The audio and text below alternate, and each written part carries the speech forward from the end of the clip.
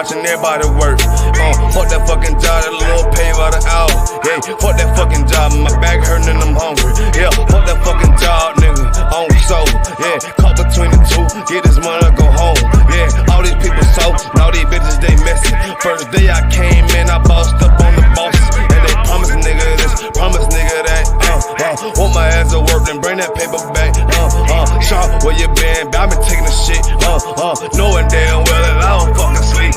Fuck that fucking job, we gon' be rich tomorrow.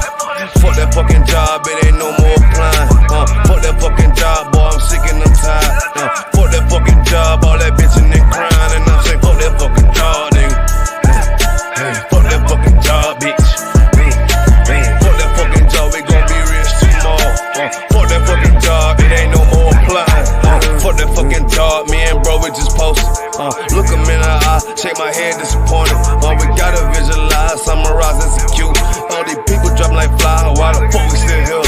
Man, fuck that fucking job, when I pull up I hate it. Yeah, fuck that fucking job, that's on all of their faces. Fuck that fucking job, man, I'm already lit. Man, I hear one thing, boy, you bound to get hit. Man, the bills cross a nigga's brain. Damn, that's how you keep a nigga damn a slave. Damn, money supposed to be a tool. Damn, for a purpose, what's your purpose for? Fuck that fucking job, we gon' be rich tomorrow. Fuck that fucking job, it ain't no more applying. Fuck that fucking job, boy, I'm sick and I'm tired. Fuck that fucking job, all that bitchin' and crying. And I'm saying, fuck that fucking job, nigga. Fuck that fucking job, bitch. Fuck that fucking job, we gon' be rich tomorrow. Fuck that fucking job, it ain't no more applying. You know what I'm talking about? I'm sick of that shit, I know you sick of it too, man. Money supposed to be a tool, but man, what's your purpose though? It's supposed to benefit a purpose. Shout out Boom Man now.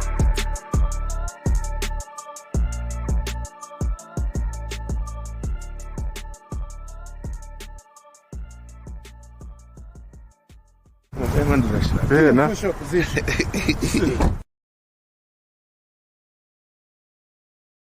This a Batman tool, I promise you. This shit lit, cuz. This shit lit, alright? Run that joint.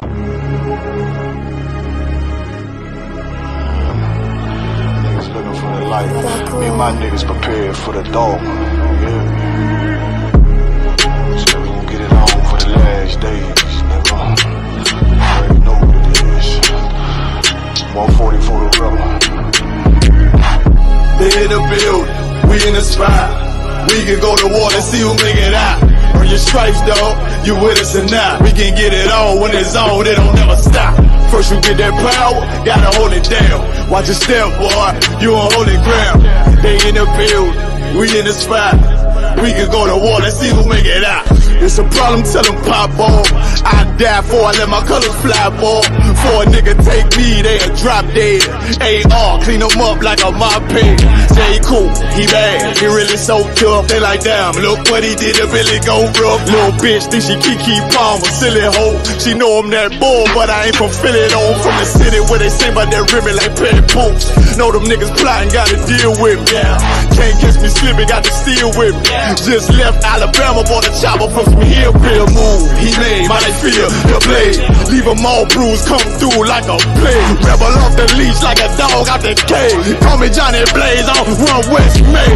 Watch your step get stretched like a limousine. So my brother bring that blade back wet, that's by any means. A little nigga, this that call, need to talk. Niggas know I got blood in my cup, I just sip it like it's grenadine. They in the building, we in the spot. We can go to war and see who make it out. Earn your stripes, dog, you with us or not. We can get it on when it's on, it don't never stop. First you get that power, gotta hold it down. Watch your step, boy, you on holy ground. They in the building, we in the spot. We can go to war, let's see who make it out. Tell them niggas good night, here come the best. Look, told them niggas get right or get left. UPK, bad man, I pin to your flesh. Hellboy, rip the soul out of dead man shit. Got the ring, the power, I been the showstopper. Yeah, they might hate, but I know they gon' watch.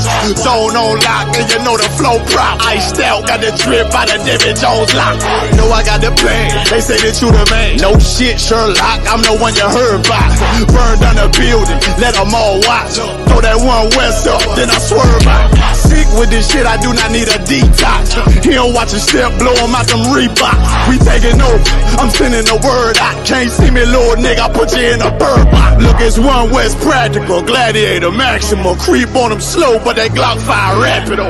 All I want is more power, more straps to blow. Ain't got excuse for no car, he gon' have to go. They in the building, we in the spot. We can go to war and see who make it out. Earn your stripes, dog, you with us or not. We can get it all when it's on, it don't never stop. First you get that power, gotta hold it down. Watch your step, boy, you on holy ground. They in the building, we in the spot. We can go to war and see who make it out.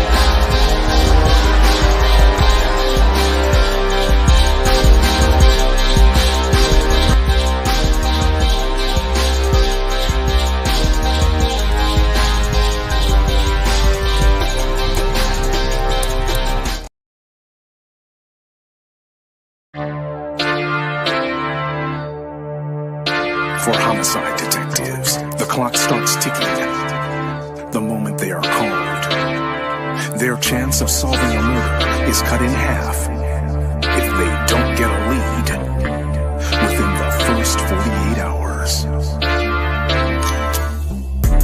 I do anything to keep my brothers safe. I'm putting food on my daughter's plate. You fucking losers, y'all just can't relate. You harm them, you will find me on the first 48. You will find me on the first 48. Find me on the first 48. I do anything to keep my daughters safe. You harm them, you will find me on the first 48. Sitting in that room, hear the interrogator's voice. They asking why I do it, I tell them I had no choice. Couldn't take a threat or a risk to my family, so throw the book at me, I take them charges happily. Ain't no need for no polygraphs or forensics. I put that fucker in a body bag, I'll admit it.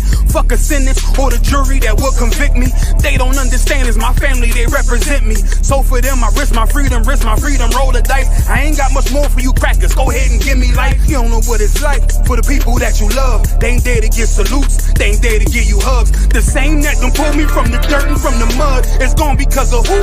Yeah, I'd rather shed your blood. My brother's kids like my other kids. If you touch them, fuck around, get another bid. Plus 10. Put me in the Supermax, I get super jacked, working out every day, canteen super stack, cool with that. Long as it mean my daughter's safe, my brother's winning, that's a chance I take. Seal my fate. I do anything to keep my brothers safe. I'm putting food on my daughter's plate. You fucking losers, y'all just can't relate. You harm them, you will find me on the first 48. I got wives that done gave they all to stand beside me. Kids that can't see me fall, look at me proudly. Respected by men with honor up on their names. You harm one of them, I promise that you'll see pain. I'm one West train, made an oath to uphold it. Stood with my back against the wall, never folded. Grew up in the city where the love ain't brotherly. I ain't had too many friends, I ain't need the company. I'm my father's son, so I'm cool, just don't fuck with me. I say that you my homie, you're my brother, then you stuck with me. Never turn my back on mine, it's to the dirt. You cross them across that line, I end you first. What only make it worse is loyalty hard to find. Never think cause you out of sight, you out of mind. And I don't mind dying now, cause reincarnation got me coming back. Same scars in my heart aching. Be parlaying with killers from all places. Every last one of them for me a broad day shit. So what you think, I won't do it for them? Once they let me out the cell, shit, I do it again. It's for the family. I do anything to keep my brothers safe. I'm putting food on my daughter's plate. You fucking losers, y'all just can't relate. You harm them, you will find me on the first 48. Find me on the first 48. Find me on the first 48. keep my picnic safe. You harm them, you will find me on the first 48.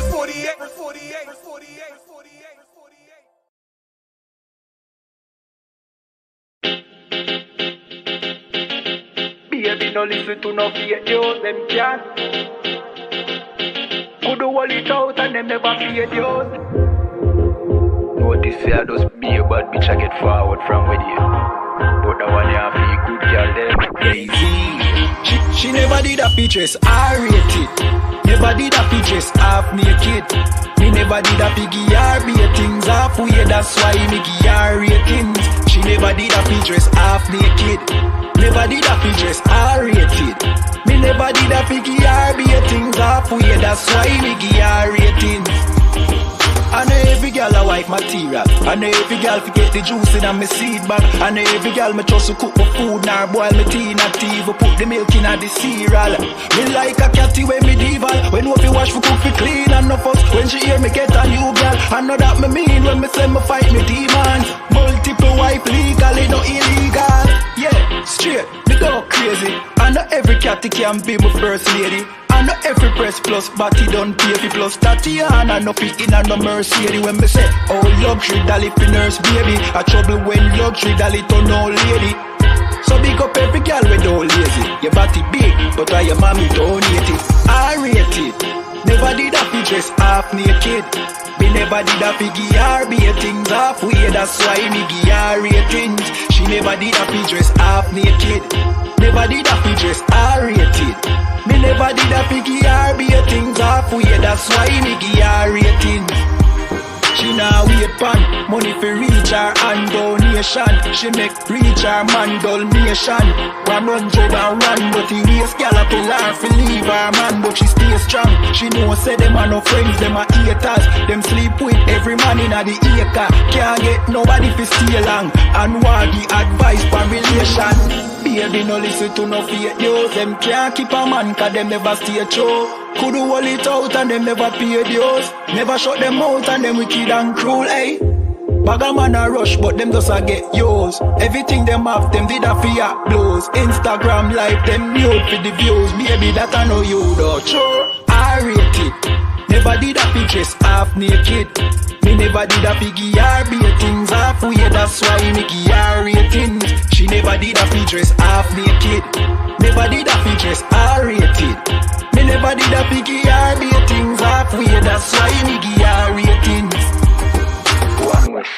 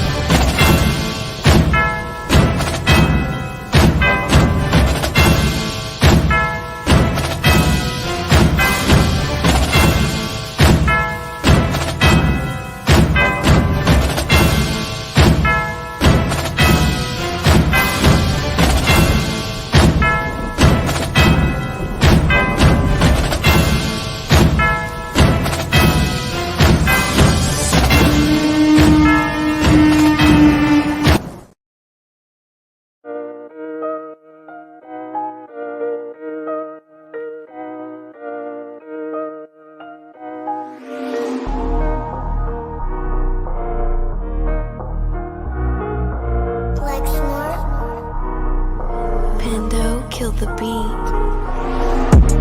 I don't know who, somebody need to hear this. Y'all don't speak Hebrew, that's Yiddish. How the fuck you try to label us anti-Semitic? We the Israelites, blacks, native Hispanics. The Germans getting locked up for the Holocaust. Meanwhile, black people still up in the Holocaust. 100 million of us died in the transatlantic. 6 million died, y'all want the world to never forget it. You can never be a Jew, you a Ashkenaz. This ain't a star dum-dum, a gun die or die. Yeah, Yeezy told the truth and got ostracized. Not one person in the Bible had on a yarmulke. We were slaves in America like we was in Egypt. Y'all don't even fit the curses in the Torah neither. Y'all was blind to the truth, I had to make it clear. How Jerusalem, your land, your people came from Europe. That was 1947, your menorah got 9 sticks, it's really only 7. Yeah, it's us against the world, Armageddon. This what happened when you inherit lies from your ancestors. Y'all the synagogue of Satan with them black hats. Your whole nation sitting ducks, Aflacs. Bunch of thieves and culture vultures, ain't nothing kosher. To tell the truth, you vagabonds don't have a culture. Macedonia, Alexander and Philip, you a convert, so tell me, how the fuck is you Israel? That don't make you the people just cause you litter. Why my people can't hate your people like y'all hate Hitler? All the prophets was black and was called nigga. Y'all don't even fit the description that's in the scriptures. Abraham, all the way down to Jacob, we the real Jews. Y'all don't study Christ, y'all follow the Talmud. Keep it real, yeah, let's keep it real. Cold hard truth, it give you chills. Say y'all Jew-ish cause y'all ain't really them. About to do them like Hammond, it's the Feast of Purim. UPK undefeated, this an easy win. We was born fighting, y'all the evil twin. Jacob took hold of his heel, then out came his little red bass and they kosher deals. It's only 12 tribes, y'all trying to make it 13. Esau despised his birthright, the Lord cursed him. He ain't the devil, who is? I'm still searching. Ask your rabbi, why he get them babies herpes? I don't know what's worse, that or you claiming that you a Maccabee. I'm about to cancel, everybody try to cancel ye.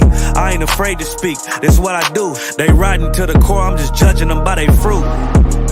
Cause they ain't suffering curses. If I was carnal, I promise I'd punch you in person. I know this an uncomfortable subject. They making millions off our culture and black people suffering from it. Yeah, they don't believe in Christ, they the Antichrist. Make a living off of niggas, they a parasite.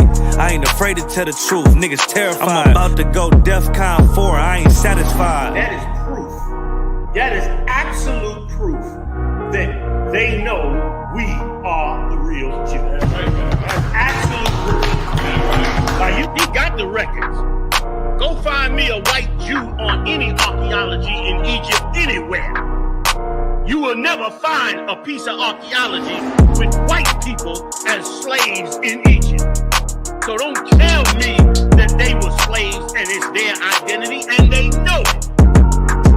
And I know the blasphemy of them, which say they are Jews and are not. The Lord knows the blasphemy of you so-called white people that say you are Jews and you are not Jews. You are not the people of the law. You are not God's chosen people. God's chosen people are living in the ghettos of America. God's chosen people are in poverty and depression in the streets of America. God's chosen people are walking around in America with no identity. That's where God's chosen people are.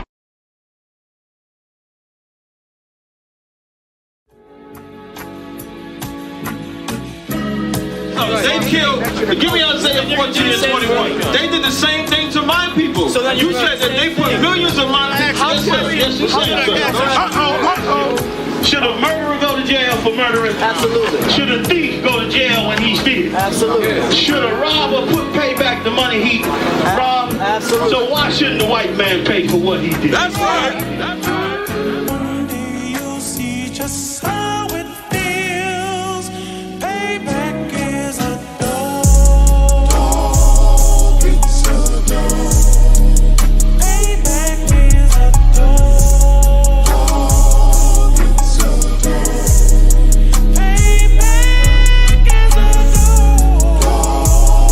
It's a dog. Payback is a dog. It's a dog. I'm in a hell of a hole, was never expected to grow. Just obstacles set in the road, that a result of me selling my soul. The story I'm telling is cold, but yet it's what everyone knows. The white man's the devil is known. America was never our home, only a place of captivity, safe facility, hating, disfigure me. They claim that I'm lazy, be killing me. Maybe this slavery draining my energy. 400 years and counting, the trail of my tears is countless. Main fact that I'm here is astounding, but I can't wait till this shit is surrounded. Ready to tangle my king and the angel, be ready to rap. Cracking the sky, nuclear missiles will make it official. I'm capturing every cracker surviving.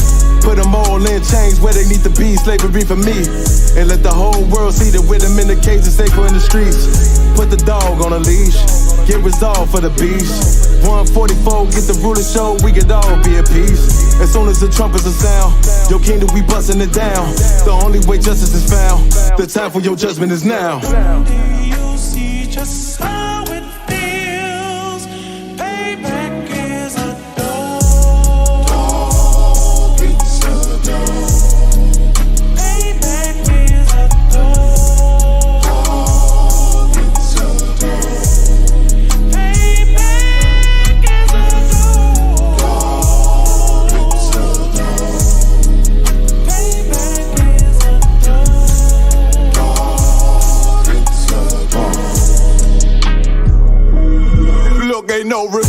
in my blood slim, it won't be no compromise. Now it's time to feed the worms, watch his body turn to flies. I clutch iron while you trust the lies.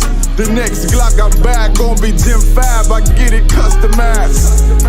And sending shots off like farewell, praying payback come back around like a carousel. Still remember your Honda's words, ringing in my head like bells. Said you in this body, you fit a Lord, fuck the cartel. Triangle choke, apply pressure to the game like I did Vondale. Payback to bitch in a dress, she a bombshell. Revenge is served cold, I just hope they making oxtail. Glock fresh out the box, I swear it got that new car smell. Made myself a target in the world of mad shooters. That was designed fire for our babies to pass through in the damn by King's reign, I'll be overzealous. They bought my jealous, I bought brand new parabellums. Someday you'll see just how it feels. Payback is a dog. Dog, it's a dog. Payback is a dog. Dog, it's a dog.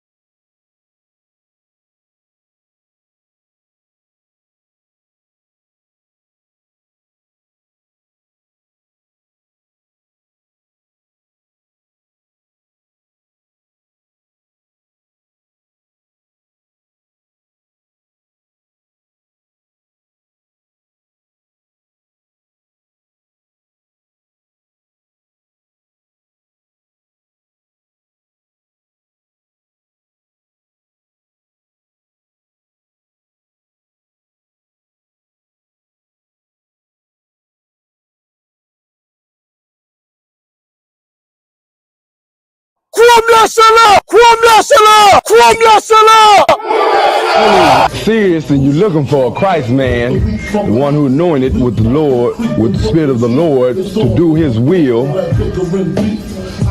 I'm that nigga.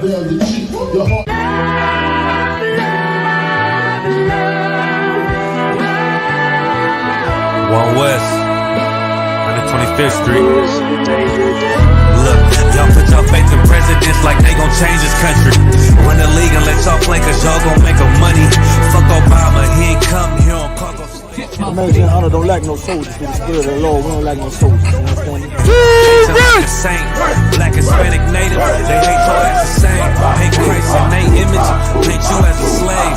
God ain't all love, scriptures say he hate African soft niggas, they know we not the same. School to prison pipeline to get you off the streets. Put you in the cell, toilet connected to the saint. Molested as a kid, she prostituted as a teen. The byproduct of Martin Luther King dream. They just took the yoke off, my nigga, we ain't free. We living bleak in these wastelands of poverty. If you don't know the truth, then the lie sound promising. Prophecy, gift and the curse. Dylan started killing, they was sitting in church. Black folk forgave him, man, this shit is absurd. You should never love your enemy, that shit ain't gon' work.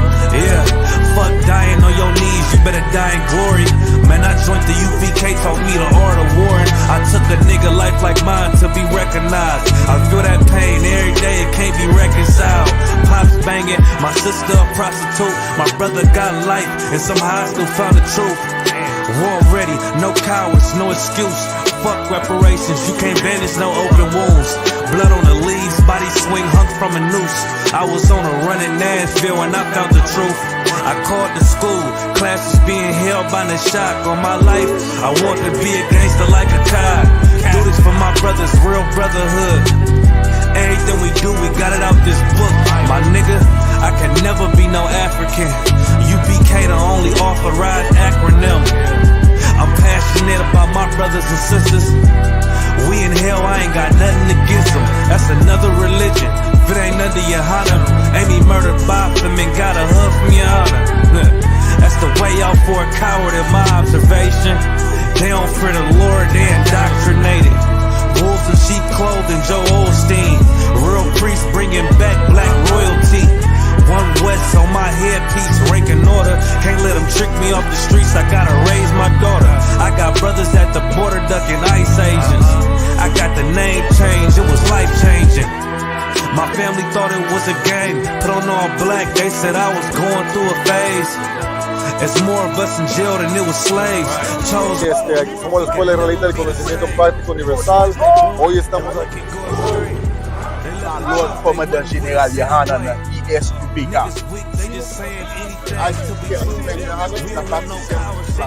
This is what Commander General Yohanan did. This is what he did. Look at all these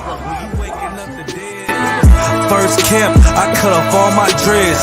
I took an oath when that oil hit my head. Niggas capping like they lids. I'm a priest, I never stick no fork in no pig. I was dead till I found out how to live. This brotherhood taught me how to be a man. I came back to my roots, I had to dig. A couple gaps I had to bridge. I got a rib, I'm married to this work. You wanna serve the Lord, he ain't in the Christian church. I had to dig. That's right. You wanna serve the Lord, he ain't in the Christian church.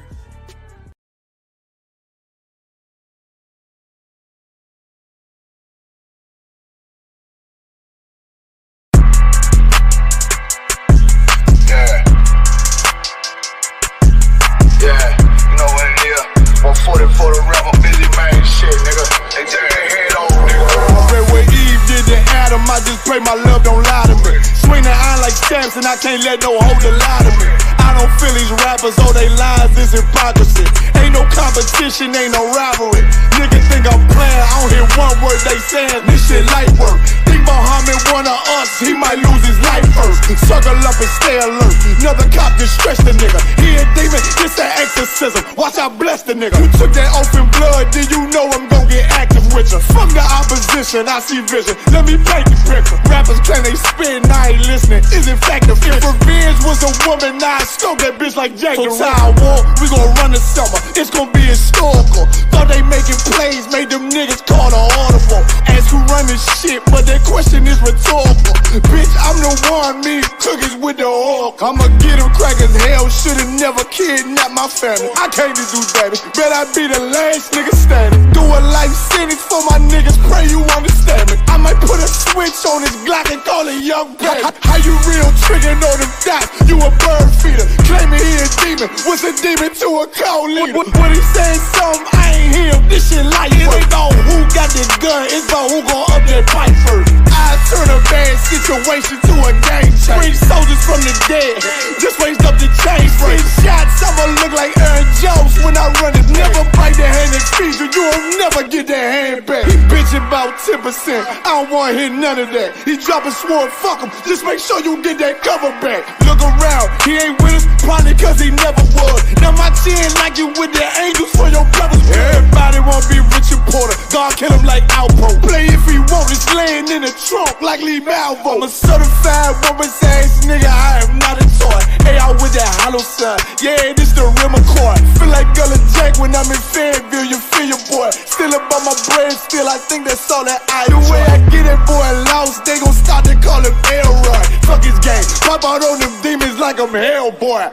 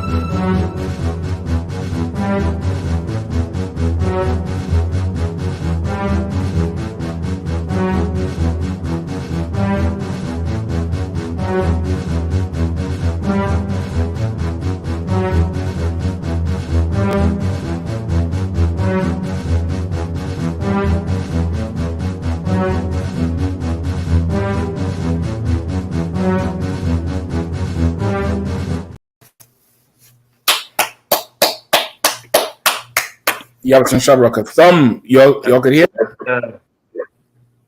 A worm, you could unmute your mic. Yeah, most sign correct. Yabson Shabraka. Thumb. Hey, Yabson Shabraka. Thumb, Marky, what's going on? How y'all feeling? Wow, sir, what's going on, sir? Listen, man, don't arm Ukraine. I need a shirt with that shit in Russian. I need a shirt with it in Russian saying "Don't arm Ukraine." Yeah, I mean, it's Putin done. He done exercise his dictatorship down there. Yeah, I mean, he done exercise that whole dictatorship there and making sure they don't step in his backyard. Right. Yeah, I mean, so it's going to be real interesting. It's going to be real interesting. You think? So how y'all feeling? How I don't know how hot it was in Trinidad, so because here it was at Satan's dinner table today, boy. Like right now, around this time it will be like the rainy season. So right. You get a lot of mixed weather in between, but again more rain. But when the temperature do come out, right, like rain never fall because the heat, even though the place is cool, it's like leaving a real heat. It's humid. Yeah. Well, I don't know what the hell was going on with that thing today, man. That son had he was offended today, brother. Yeah, and that son was I don't know what. Go to the DMZ alone, son. Go and tell him his fault because damn. Yeah, I mean, it was a fun today. What's good on Captain up there? That's your thumb. Yeah. Today was a hot day in Hell. Nigga took me out of die and go to hell, nigga. We in hell. Shit. Yeah. I jump in the car around just around noontime, brother. I see inside, the inside temperature, everything. I see 105. I said, geez, and ages. Yeah. I don't know. I don't know, boy. It was definitely a rough one today. Yeah, I mean, it was definitely a rough one today. But for sure, we gonna get it in. You know what I mean? We're gonna rock and roll. You know what I mean? We got Kahan, Captain Kapash. What's good on our team? We have some shop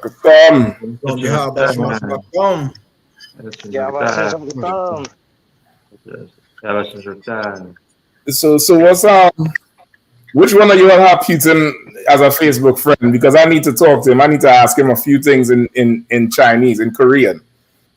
I need to ask him a few things in the Korean language. Because damn,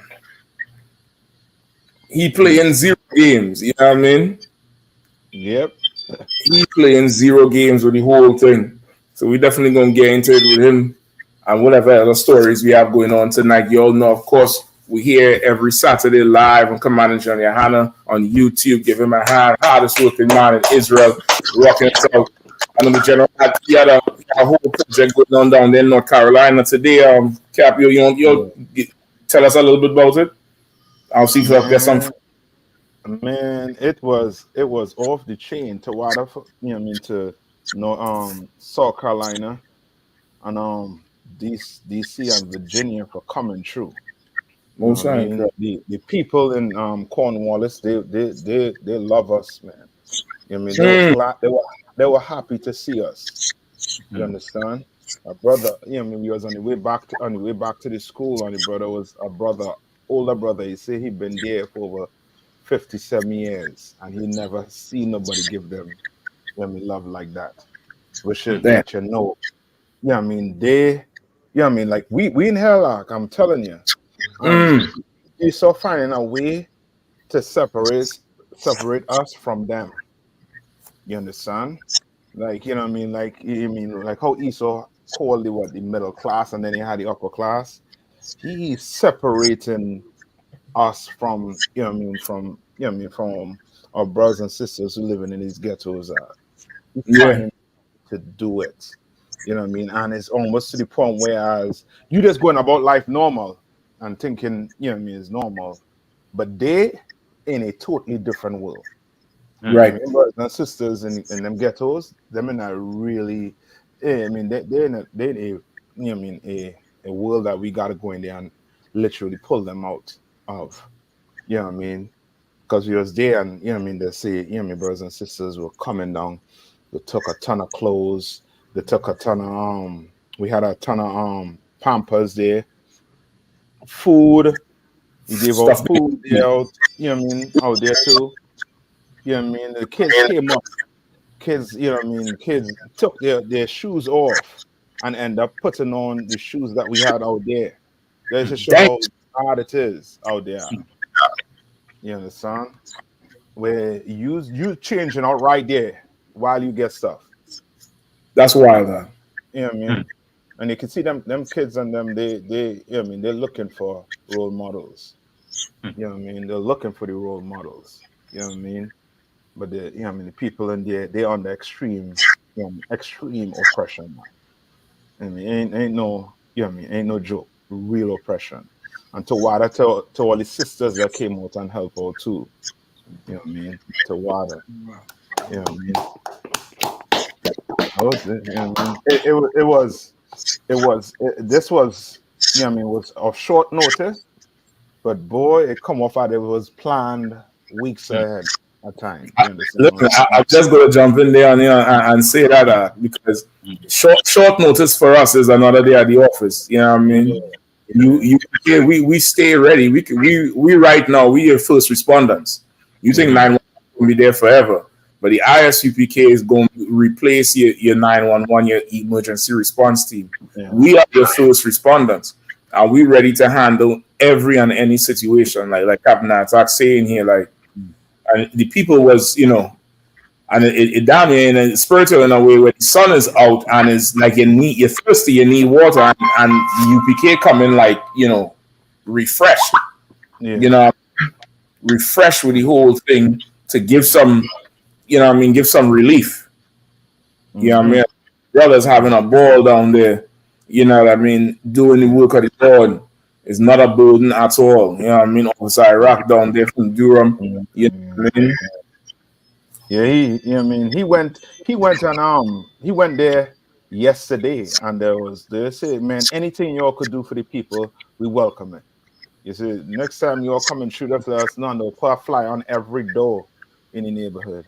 That'll work. Yeah, they don't know we, you know what I mean, we went and knocked on every door when we got there. You know what I Right. mean? And tell them, yo, you know what I mean, we down here. Come on, get some food, come on, grab something, come on, take something. You know what I mean? Because right next to where we at right there, like Right. to the left of where we was at, there's a building. You know what I mean? Where it's like a community center. Okay. You know what I mean? And the brother there say, you know what I mean, they don't really come in there and use it. You understand what I'm saying? Nice facility, classroom right there. That's it right there in the background. The one in or the one with the green, you know, there's like the green. both of them join together, I believe. Yeah, so it's a decent, you know what I mean, we could go play basketball, like for the community. Right. They don't use it. You know what I mean? So they prefer run the streets, which then you know they're under extreme oppression. Like how you go and play basketball when your family hungry, your child Exactly. does. Exactly. Like, that don't make sense. You know what I mean? Exactly. You put something, yeah. Like you put something in there for people to use when they don't have nothing to feed, no ways and means to feed the family. So why we had nothing to enjoy? Right. Nah, that the day for them things over. Meaning that was Esau's way of trying to keep you busy. That over with because he oppressing you more and more now. You understand what I'm saying? So now you're not looking to play sports. Back in when we was coming up, you know what I mean, you get a brother to come for him to leave the streets. You try to make a way for him to come in and play some type of sport. Now, because of the oppression is so bad right now, you're not getting that. You're not getting it like that. You're not not getting it like that. You know what I mean? It's to the point where now brothers had to go, you know, you young, maybe 14, 15, but you had to be the man in the house. Daddy in there. Yeah, Mm-hmm. mommy, you know what I mean? She's depending on food stamp or you know what I mean EBT, but that not enough because you need, you know what I mean, you want to live. Right. You know what I mean? And back then too, Cap, a lot of the adults would be running what Esau would describe as them social programs. A lot of the adults was like, you know, damn near close to professional or semi-professional players, or coach 30 years, or, you know, was a teacher and, you know, taught this, or was some ex-mechanic. And they would spearhead the social programs. But now what you're finding is the oppression done increase where that can't even happen because shit, I would think everybody would remember coming up, and a lot of those programs was free. Yeah. Like people was really just doing it. This is my community. I'm giving back, and they would get it up and running, and then people would start donating and giving, you know, and supporting. But a lot of that shit stuff starts so grassroots, just for the love for the neighborhood. But the oppression don't get turned up so much. Ain't nobody making no time to do nothing like that unless there's money involved. Yeah. It's a lot. If I could. Yeah, go ahead, Cap. If I could, one thing I've also noticed about the younger generation, like, 19, 20, 18, 17, some of them, a good amount of them have, because of the internet and there's so much knowledge that's out there, a lot of them are looking for some next level knowledge. They're not looking for like it was back in the day. Oh, let me teach you how to do a jump shot or, stay in school. Like, no, they want more knowledge than that. Like I'm hearing or seeing it, and this not enough for them to just have like a little basketball court and just hang out. And some old guy come and say, hey man, stay in school. Like they need more than that now. So the people is thirsty in body, spirit, and soul. You're right. I was just thinking about that earlier. So heavy you say that. Like it's down there, even with the advent of technology, it's like the wisdom or the know-how, like the technology is not making us better. It can make us more efficient as servants, slaves, but it's not making us any better because in times past, like right now, I'm sure if you do a poll in society, lateness is through the roof. Like if people say, we start in 3, it's after. But there was a time with where everybody had the payphone. Remember them payphone times and them rotary phone times? If I'm telling you I'm meeting you in Baltimore somewhere for 9, when I leave the house, that's the last time I talk to you. Yep. Outside that door is faith until we see each other. Yeah. And there on time. It don't have no call on the way or text on the way or nothing. It's faith until you meet up with so and so. And Lord forbid it's an accident or something. And it's down here like the technology done made us, worse in a way is socially. And not just interacting, but being able to have these type of programs and having, being in touch with your community in that way. The technology done took that away from us. Where in times past, you would have people passing along certain knowledge again to the next generation. But like you're saying, because of the Google and stuff that's there, I don't know if it's a facade where you think, well, you have it in the palm of your hand. You just have to push a button and you could figure this out. So nobody is actually, concerned with learning it anymore, passing on the skill or passing on the know-how. Like that's something that's seriously missing. Seriously missing from us as a people. It's a disconnect, like you say, like how they're separating us, socially from each other. Not just socially, but from the older generation and the younger generation. There's a separation there, so shit ain't flowing like how it would normally flow. Yeah, and too, what you're saying is so heavy too. But to add, that's what you call it again. That's because Esau in charge of the technology. Really and truly, if like for example, like the TikTok we use in here is different to the TikTok that them Chinese using across there. Their TikTok is actually teaching their kids, like a way to teach them. The TikTok kids more for entertainment, And I think Captain Zarek did a small YouTube short on it too, where they show you where there was a group of I forget indigenous people somewhere where there was not internet, and they show you when internet came and how they start behaving, their behavior start changing, their whole culture start changing. So it's really the technology that ESO is pushing on us. You know what I mean? That messing us up a whole lot with the propaganda and you know what I mean, the BS. You know what I mean? Yeah, I think you hit it on the head there, because for sure, I have a penchant against the technology. I definitely use it for what it's useful for. But I remember the time when we didn't have technology. I remember it very clearly. And I remember when it started being introduced, and I seen exactly what you're talking about, seen it firsthand where there was a change. There was a huge change. You know what I mean? So you're saying it is because of who in charge of it. Yeah. Because You know what I mean? this things like this should be getting out, but WRAL wouldn't put stuff like this out. You understand? They won't put stuff like this out. Instead, they're gonna put stuff out where you have, you know what I mean, us coming together with ESO, but us being under them.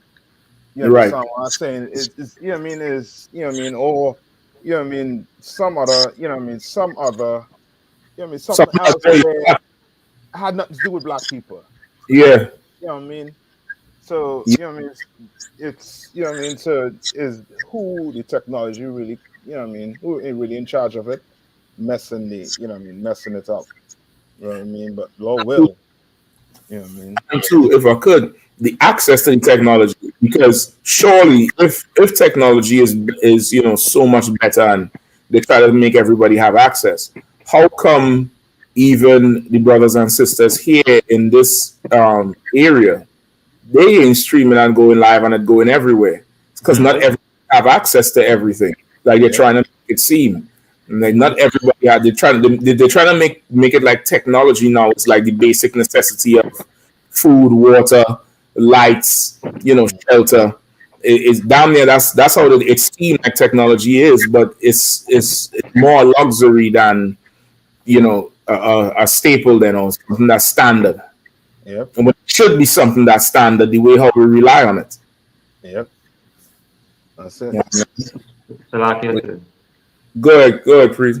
Yeah, and you know, just like we, you know, Captain Attack bring out just now, they concerning, you know, all the brothers say, well, you know, at that age, you know, like, you know, you're glad to see, you know, people coming into the community now. It's like, you know, a lot of the older heads would say, hey, when they see this happening now, it's like, hey, they see the difference between from that time to now.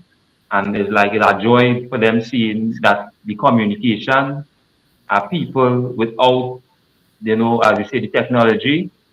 Right. It's still happening. And this is where, you know, again the ISUPK and the Commander General they are coming. You know, that spirit of brotherhood where, you know, where we lost off at, and to really see brothers, you know, our family come together, and especially as I say, when the sisters in the midst of that, because now we know the condition that we women face today, a daily challenge. Even as you say, the men, but more or less like the women now. They would be, you know, the forefront of everything happening in society today, the black woman, right? And the black are talking about again these 12 tribes. They would be the forefront of everything. And when men see that, it's like, wait, boy, nah. It remind them that hey, it still have family with concerns or caring about, you know, our nation or our people. Yeah. Right. Yeah. It's definitely serve as a reminder. You're absolutely right. Like as this place sink, and the, you know, the Lord tighten the belt on this place, like there's an opportunity for the UPK for what we've been, you know, really rehearsing for years, which is to be the government for our people. And more stuff like this is going to happen. More opportunity like this is going to come, and the UPK is ripe and ready to capitalize on on any situation that our people need. I want to say capitalize. I ain't talking about like the capitalist capitalize, but meaning we ready to get into action. We ready to, brothers is ready, really ready to drop everything and go and bring relief to our people, be it, whether it's food, security, medicine, counseling, spiritual, relief. It's like in here, this is what we there for. You know what I mean? Right. So that was real good today. That was real good today. I look forward to see some more zones and some more areas, and that's the nice thing about it. The word don't spread. The nice thing about the UPK, the UPK wasn't built on technology. The UPK was built the old-fashioned way, with footing and foundation and from the ground up. So what we do, people's going to talk about. You know what I mean? People are going to talk about, and wait till they start telling everybody else, these brothers come through. And come through. The last one you did down there, the mayor found out about the thing. Yeah.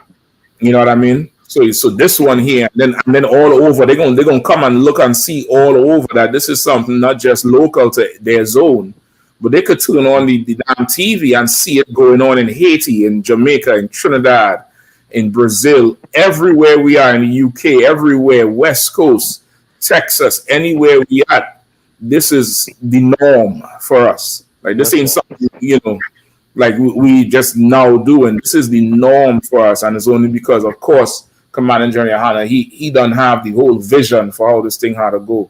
So I look forward to seeing more, seeing more of it, and expanding and building with the thing, man. That was right today. That was right. That was the right move, right timing. Everything for sure was with it. You know what I mean? So big up to you all down there in Durham. That one was in Durham, right? Yeah, concert. Yeah. If I could, sir. Yeah, go ahead. Online or on social media, there's a term that I used to hate, but I realized Commander Hanna is building these type of men. In this world here, there's a term called high value men, right? A high value man is somebody who can provide money to make a lot of money and provide vain things. Well, Commander Hanna has been building high value men for the end times. That's right. The idea of high value men is going to shift from those who could just provide money and vain things to those who could save your life. That's right. That's what Durham saw today. They saw high value men out there, men who put them as a priority, and they're not used to seeing that. So shout out to Captain Aratha for leading that. That's right.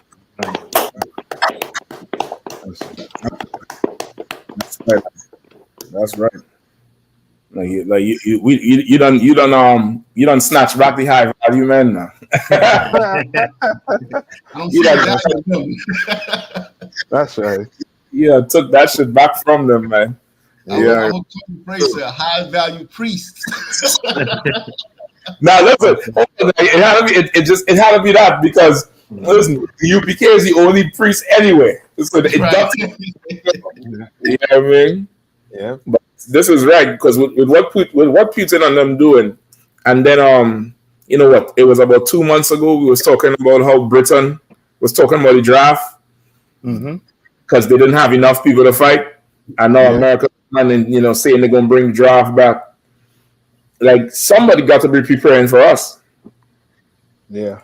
Somebody got to be preparing for us, and we're gonna fall by the wayside, because they ain't gonna be no Department of Social Services opening that day. You know what I mean? And if they open, it's for them rich white people. Yeah. Right. If they open. Yeah. You know what I mean? If they only open, it's for that. You know what I mean? You walk in there, they might tell you, well, listen, in order to get the food for the year, your 18-year-old son got to go to war. You had to sign up for your family to get help. The thing going into a TV land type situation, if people really understand how where it's going, yeah, it's gonna be like something out of the television. So where you all want to start? You start with Putin, or you all want to start with the senator and the Republican senator? That's a good one. Yeah. Let's, I let's, was trying to look and see if she was one of us, but I couldn't I ain't find too sure. nothing. I ain't too sure, but it doesn't even matter if she is one of us. If she is one of us, it's still them talking. She's just a puppet. Yeah. Just like how the Trumpsters and from before. Yeah. You know what I mean? All right, what number we're at? Number 8. Somebody could grab that, either Swap or Warrior. Grab number 8, Uncle Shaw. Town concert. Yep. Republican candidates tell Black Americans to leave U.S. in Juneteenth message. A Republican candidate for a Missouri Secretary of State has told Black Americans who do not like the country to kindly leave in the video posted on the eve of Juneteenth. Valentina Gomez, who previously caused outrage for urging voters not to be weak and gay, accused federal holiday commemorating the end of slavery in the U.S. of being the most wretched holiday, and that Black people should no longer be seeking reparations. Now this right here is this is a wench of bed wenches right here, because they use her to spew the extreme alt-right hillbilly rhetoric. She's all about the guns. I remember she has like campaign videos with her with the 2A riding around with the guns. I think she's the one who either shot up a LGBTQ flag or ripped it up or something like that. So the extreme hillbilly, real redneck rhetoric, that's what they use in her for. You know what I mean? But for her to say something like that to us, like ain't nobody say, she would never say that to the Jewish man. You know what I mean? She would never ever say that to the Jewish man, nowhere close to some Jewish holiday. If you don't like it, leave or something. She'd never ever say nothing like that. Only we are taught, everybody is taught that you could beat on us at will. You could beat us for likes, you could beat on us for ratings, you could beat on us for, whatever. Yeah. It's almost like, you're in a class and there's somebody in the class who everybody, trying to get, a W on. You know what I mean? And they just, we just there, whipping stick basically. They're talking points, everything. Because why would she even come and say this? Why would she say this? They ain't fighting us. They're across there fighting them Arabs. They're gonna tell them Arabs leave and go back to Pakistan or wherever they come from. You know what I mean? They're upset with Xi Jinping, whatever you call him. They ain't gonna tell them Chinese leave and go back to China. Right. You're gonna tell Black people to leave and go back to wherever. You know what I mean? Go back to where? You stole everything from us. Where we going back to? You know what I mean? Yeah. So locking. I yield. Good, girl. Man, like this, this just goes to show you the psychology of not only the racists, but the Republican Party, politics in general in most cases, but for the alt-right. Just the fact that you are even attempting to celebrate a holiday which commemorates, quote unquote, being free from chattel slavery, which is a federal holiday, I might add. Right. This is a federal holiday where people get off. It's a federal holiday recognized by the United States, the divided states of America. But the fact that you are attempting to celebrate freedom means that you don't love America. Imagine that. A place where they say this is the land of the free, and here you are just trying to have one day of memorial about being free from, quote unquote, free from chattel slavery, means that you hate this country. And not only that, she asks you to leave, but to kindly leave kindly. Imagine, if you want to add a little salt on it, a little salsa on there, to kindly leave. Don't leave in a rash way. but to kindly leave. This just goes to show you how these people look at us as far as humanity. Like, right. Even like freedom the word freedom is a dangerous word, even today. Make no mistake about it.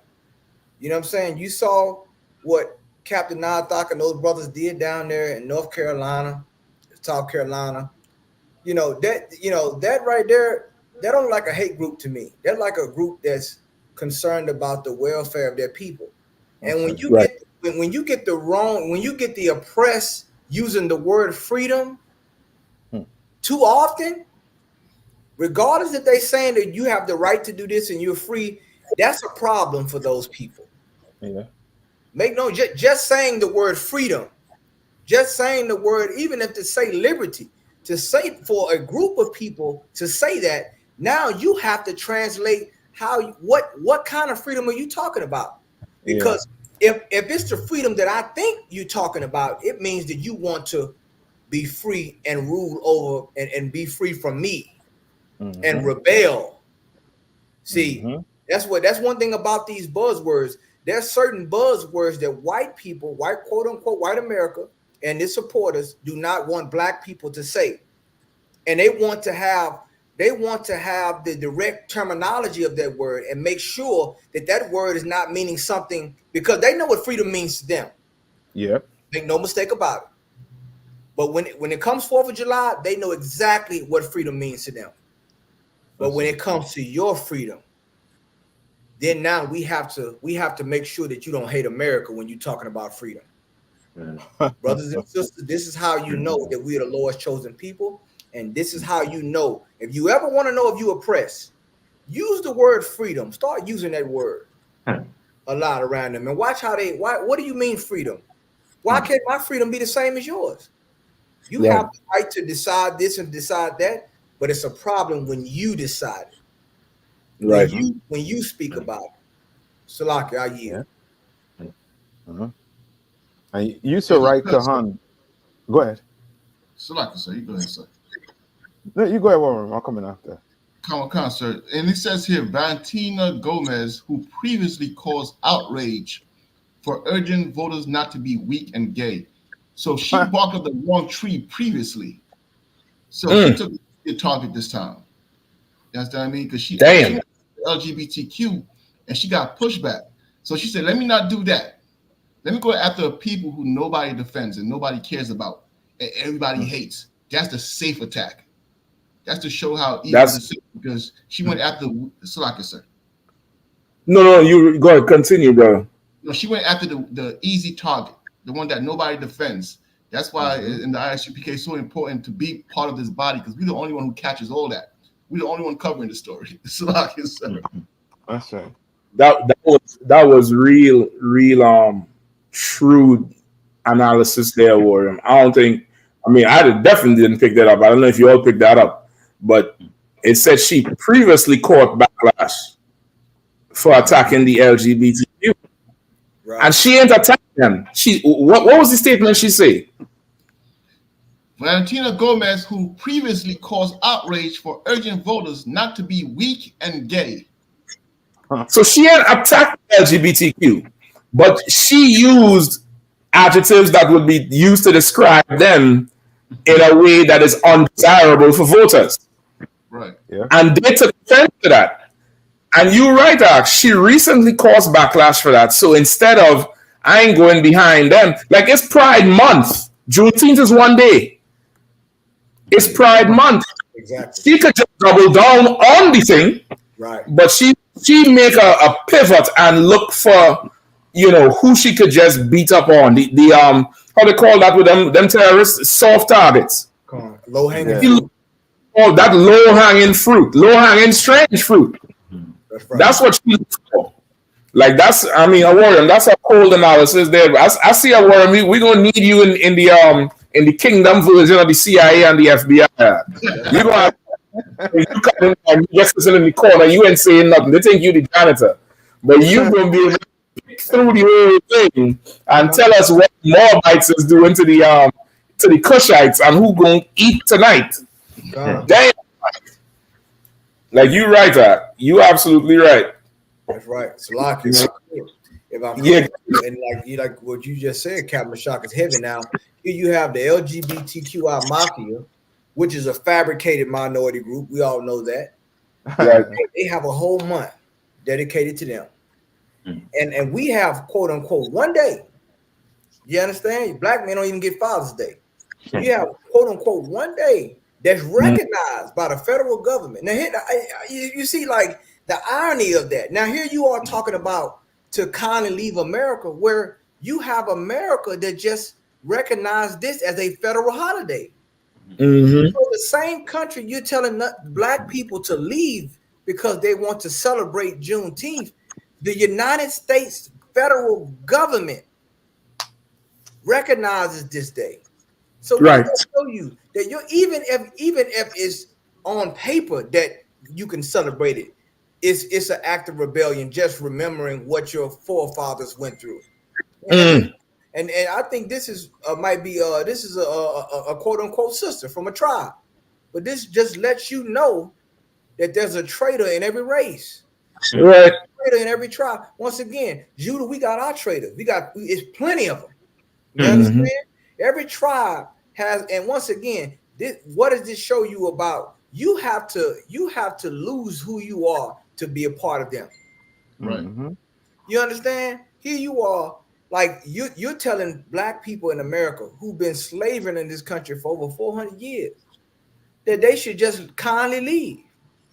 You understand? Like these people, with the brainwashing of America and Christianity, what it does to our people, I mean, it is treacherous, man. You understand? But once again, just talking about freedom, just the idea of freedom, even now, even in a post-Obama era, is still dangerous because to say you want to be free or that you are free, meaning you decide the terms. You decide your humanity. You decide that, like, that's a whole different ball game when you talk about being free. Right. Which is why you don't really see. I don't really see. I mean, did anyone know if Donald Trump celebrated Juneteenth? I don't know. I mean, I don't think he did. I know, and even in the South, in Mississippi, and it's other southern states, they don't even recognize those federal offices. They were open on Juneteenth. I bet y'all don't know that. That's out there. Listening. You know what I'm saying? A lot of brothers and sisters out there, they in the South, you were wondering why those federal offices and a lot of those businesses were still open, because they didn't, even though the government says that it's a federal holiday, they still were open for business. Yeah. What does that tell you about this country? What does that tell you about our place in this quote unquote ecosystem that you call democracy and freedom? That you are still not free. That's right. That's right. Hey, Salaki, just two things I want to hit on. Kahan, you know what I mean? What you're saying is, you know what I mean, is heavy.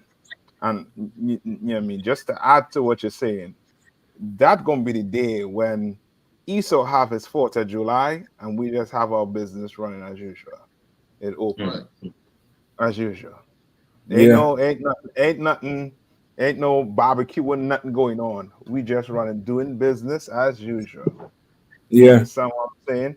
To show them that, yeah, I mean, we don't care about your 4th of July. That, you know, I mean, whatever. Damn right. Damn you right. understand?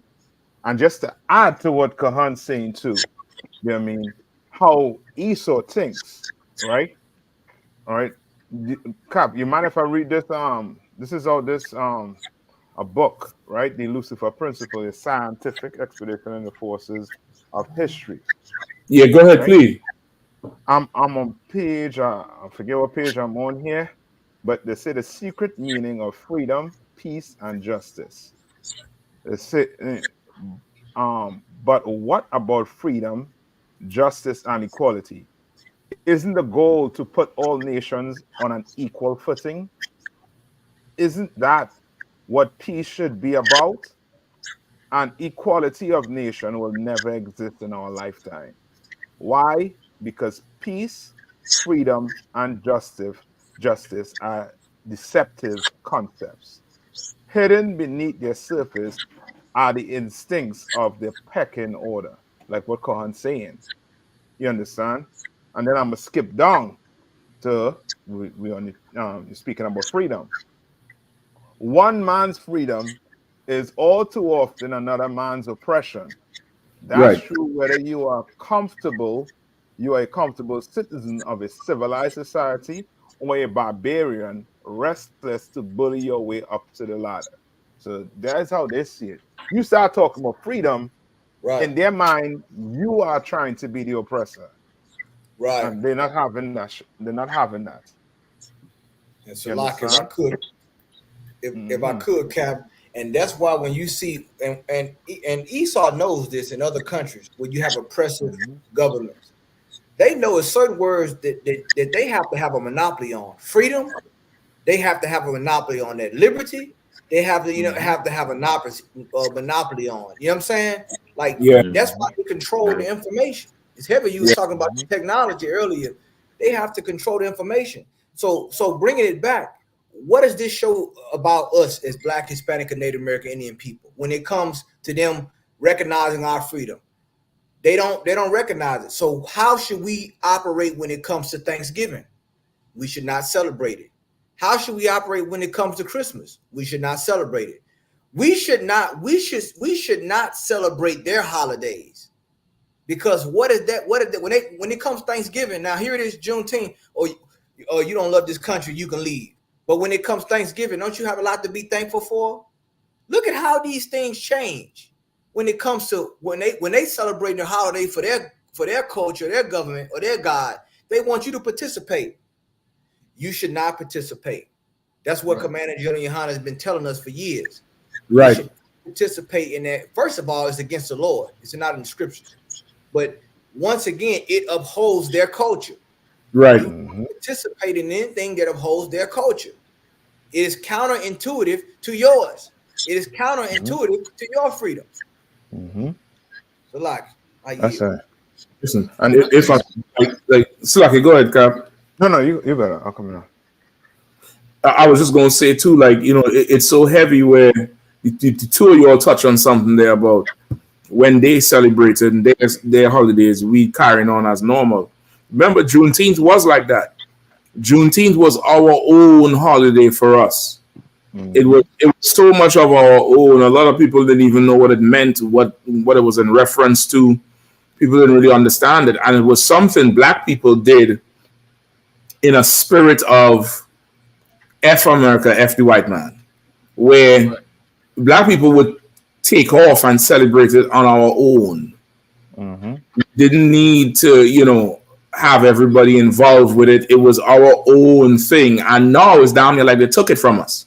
On the flip side of it, it's down there like they took it where, brother, give it a few years. That Juneteenth is going to be like Kwanzaa.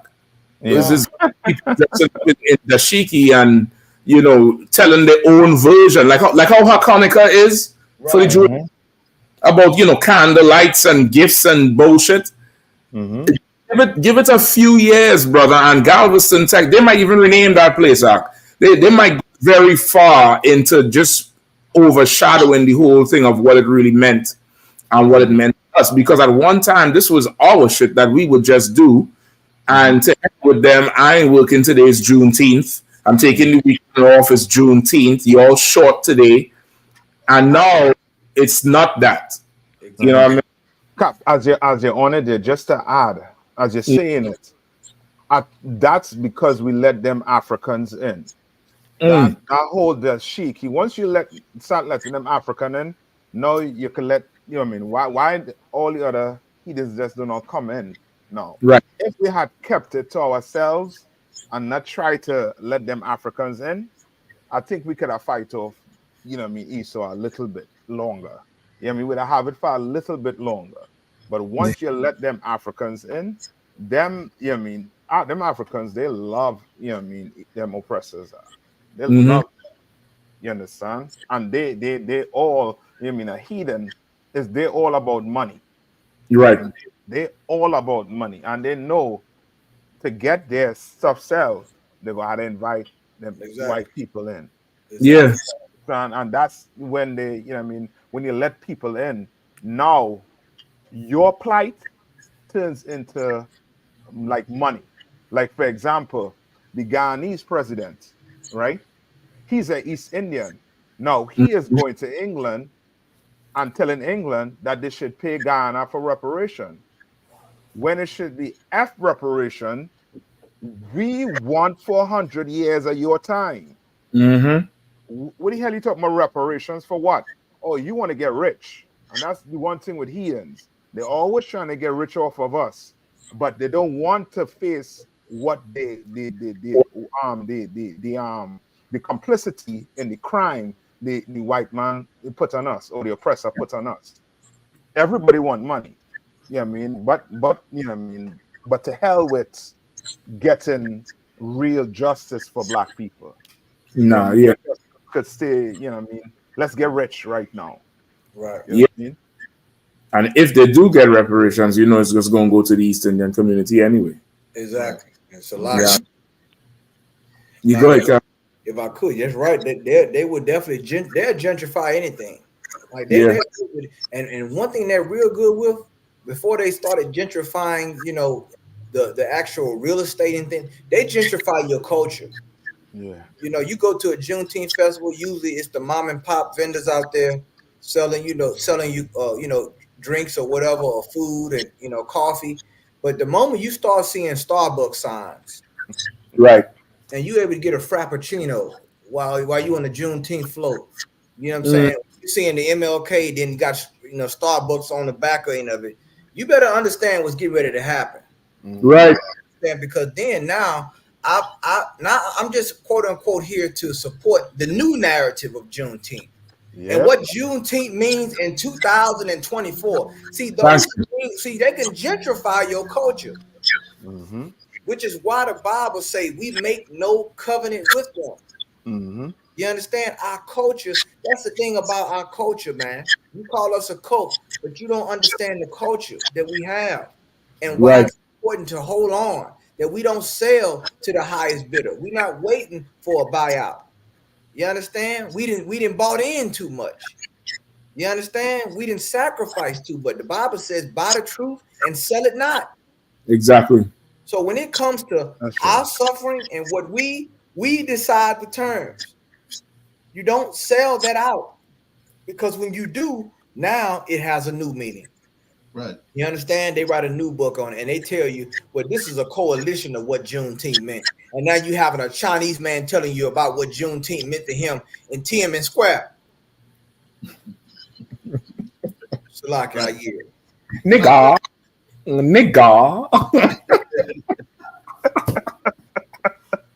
Yeah.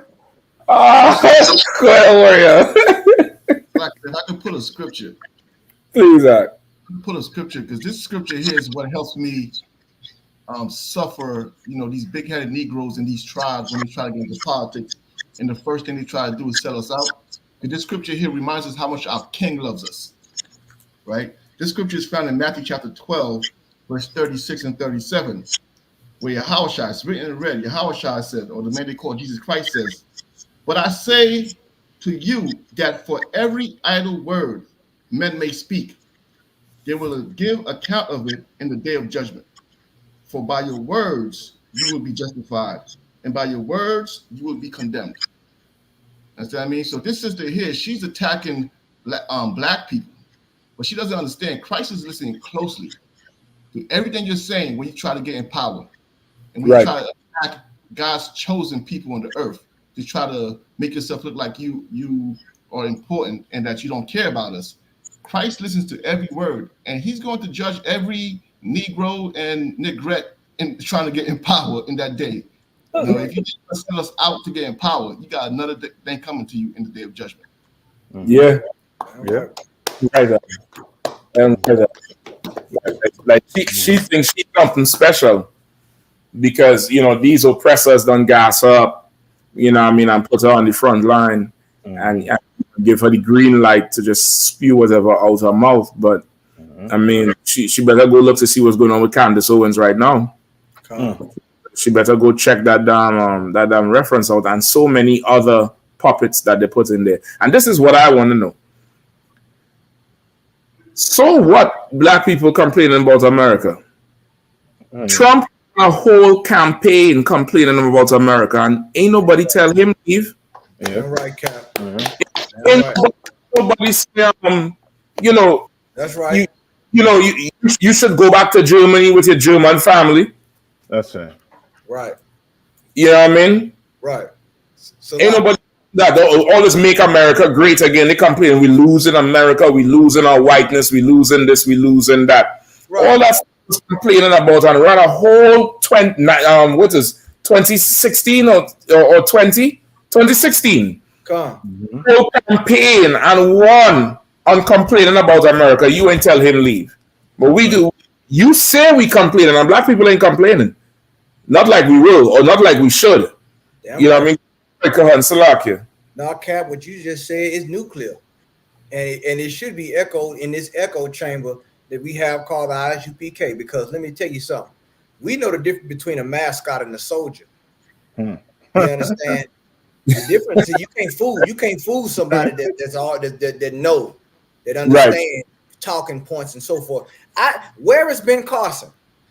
Let's just start with this, because see, we can go there. We can go all the way down to the other black woman that was in there that left. I forgot that woman that was with Trump. She turned on Trump. I ain't heard from Ben Carson since. All these people, you know what I'm saying, that's black and Hispanic, they always, I haven't seen Ben Carson. You know why? Because he's running for cover. January 6th, now their credibility, once again, they use these things as a platform to boost themselves. Right. You understand? We ain't seen that Negro. You understand? Like Captain Shock said, like they have a right to complain about American politics. They have a right to complain about social injustice and social politics. But there go that Uncle Tom Negro. Right? I haven't seen that Negro. I'm really waiting for him to have a speech so I can show up. Because that Negro there shamed himself. You understand?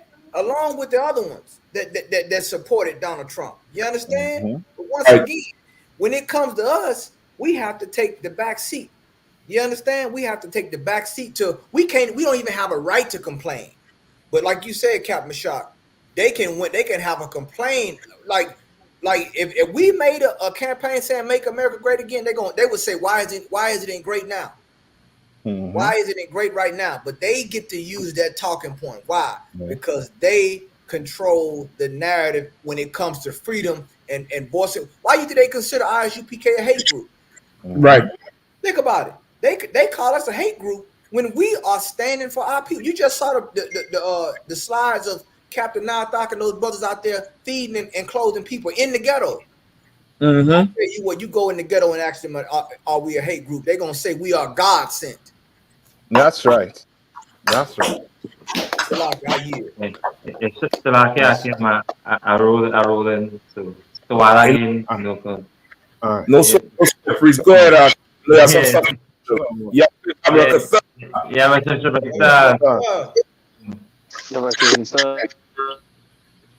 Yeah, man. Like, damn, you're so right. Like, the other brothers, who you talking about? I think is Omarosa.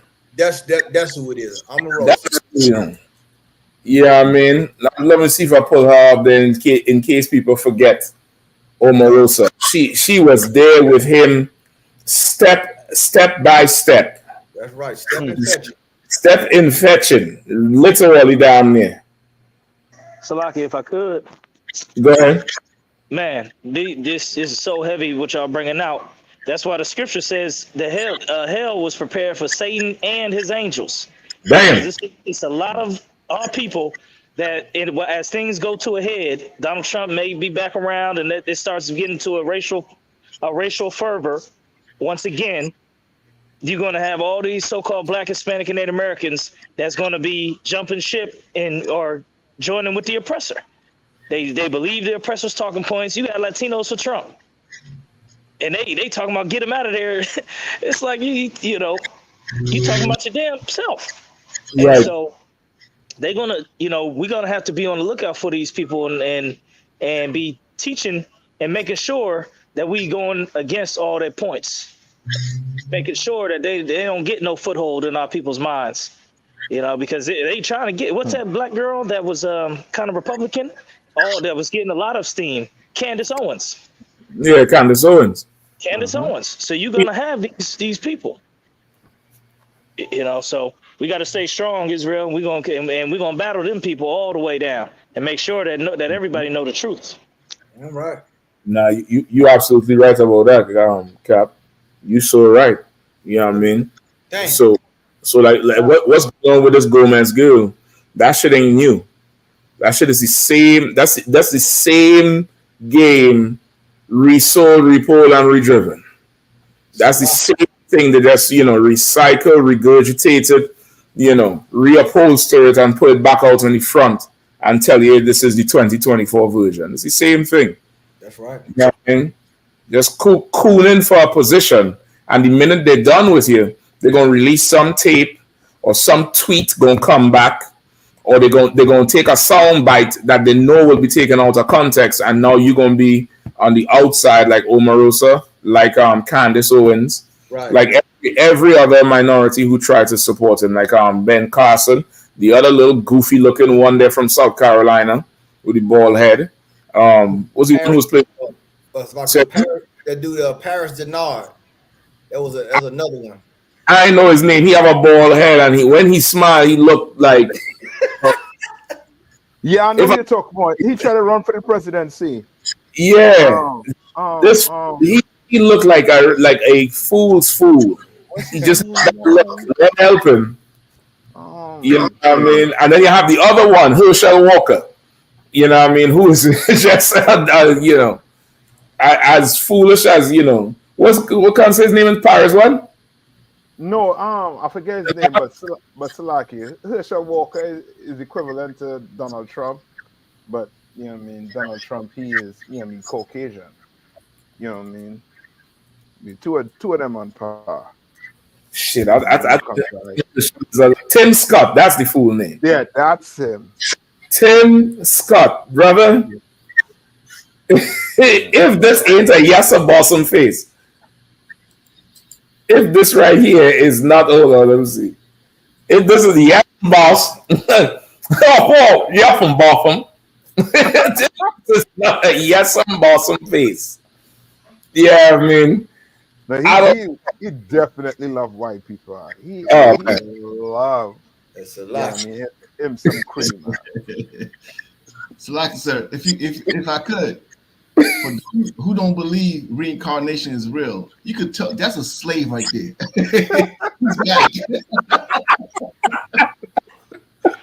Oh my god! Just goddamn. This is the picture right here. Yeah, this is the one. This hold on, let me clear up. This is the one here, boy. Yikes! Ooh, this nigga showing his gums. Hold on, where is it? Slovakia. This nigga showing. Oh my goodness! This is it right here. This is the one right here. Like, it's bad. So, like, it's bad when you got to show your gums to match your tie on your neck. See, this is why I'm trying to stay spiritual. I'm trying to stay spiritual and edify Israel. But see, this is the type of stuff that once again, when the scripture talk about that we're gonna be in the time of traitors, like this right here, and no shame.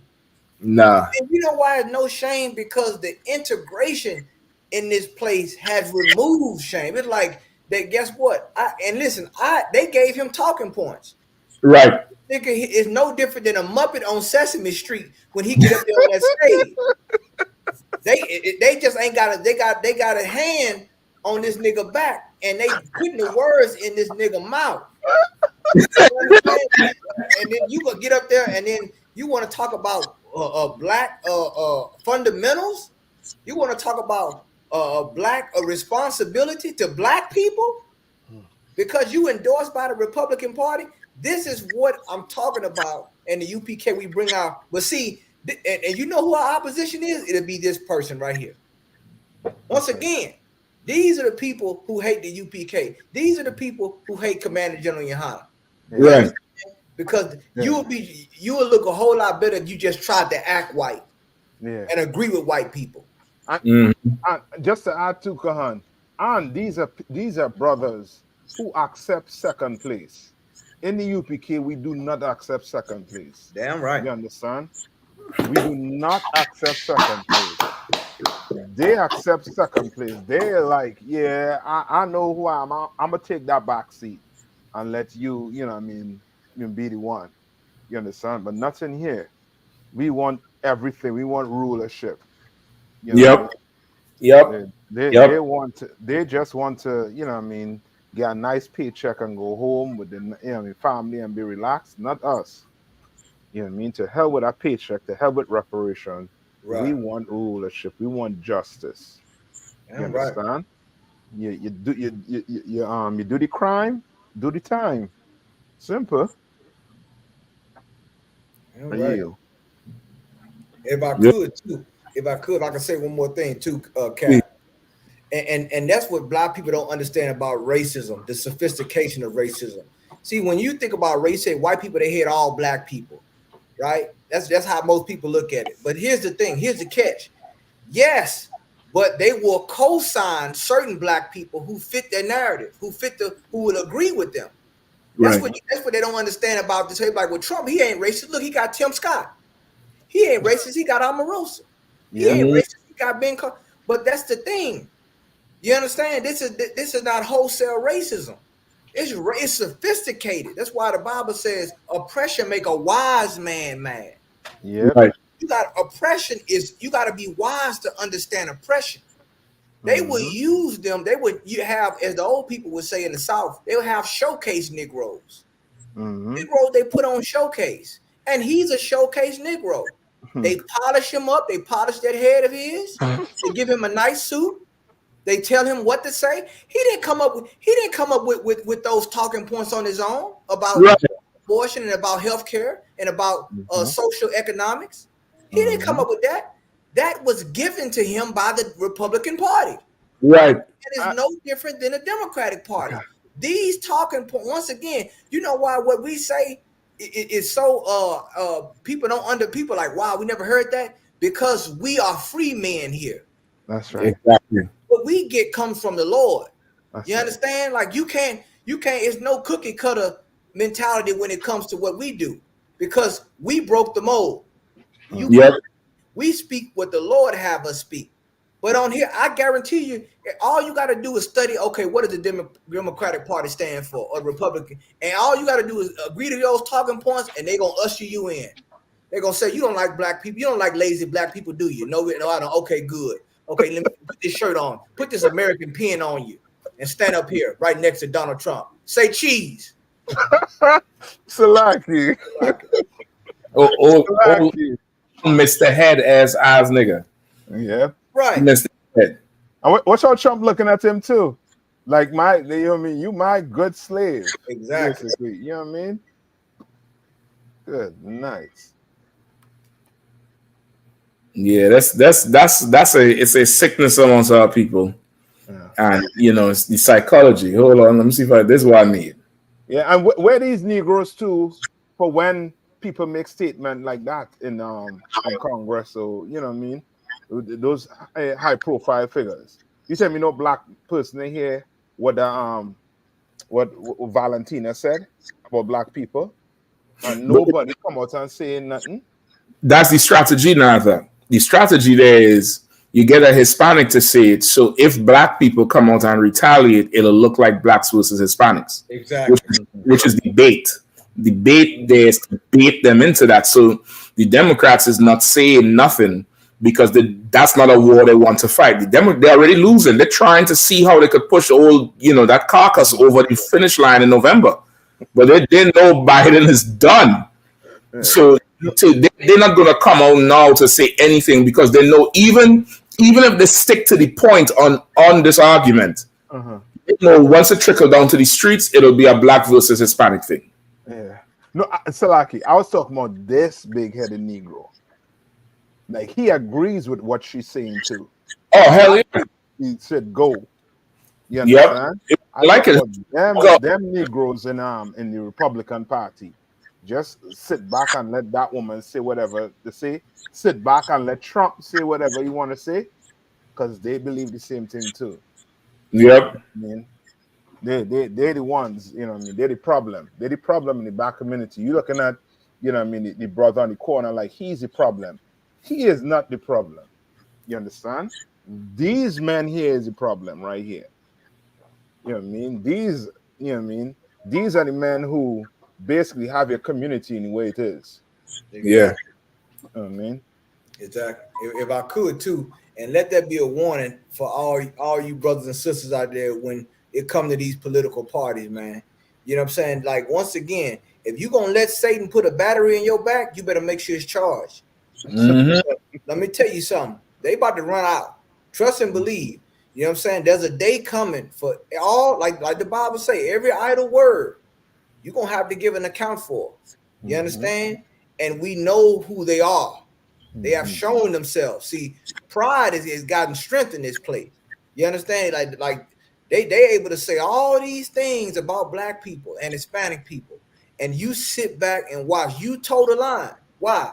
Because you don't have no loyalty to your race, which shows you're not beneficial. Right. So you see these people show up coming into these areas talking about vote and talking about how things are going to get better. These are just talking points, because when the rubber meets the road, when you talk about the real political firestorm that's going on, when it talks about how even with critical race theory, DEI, all those different things, where those are as they say, dog whistles. You understand? And trust and believe. You hearing once again. Satan, he knows how to get two for the price of one.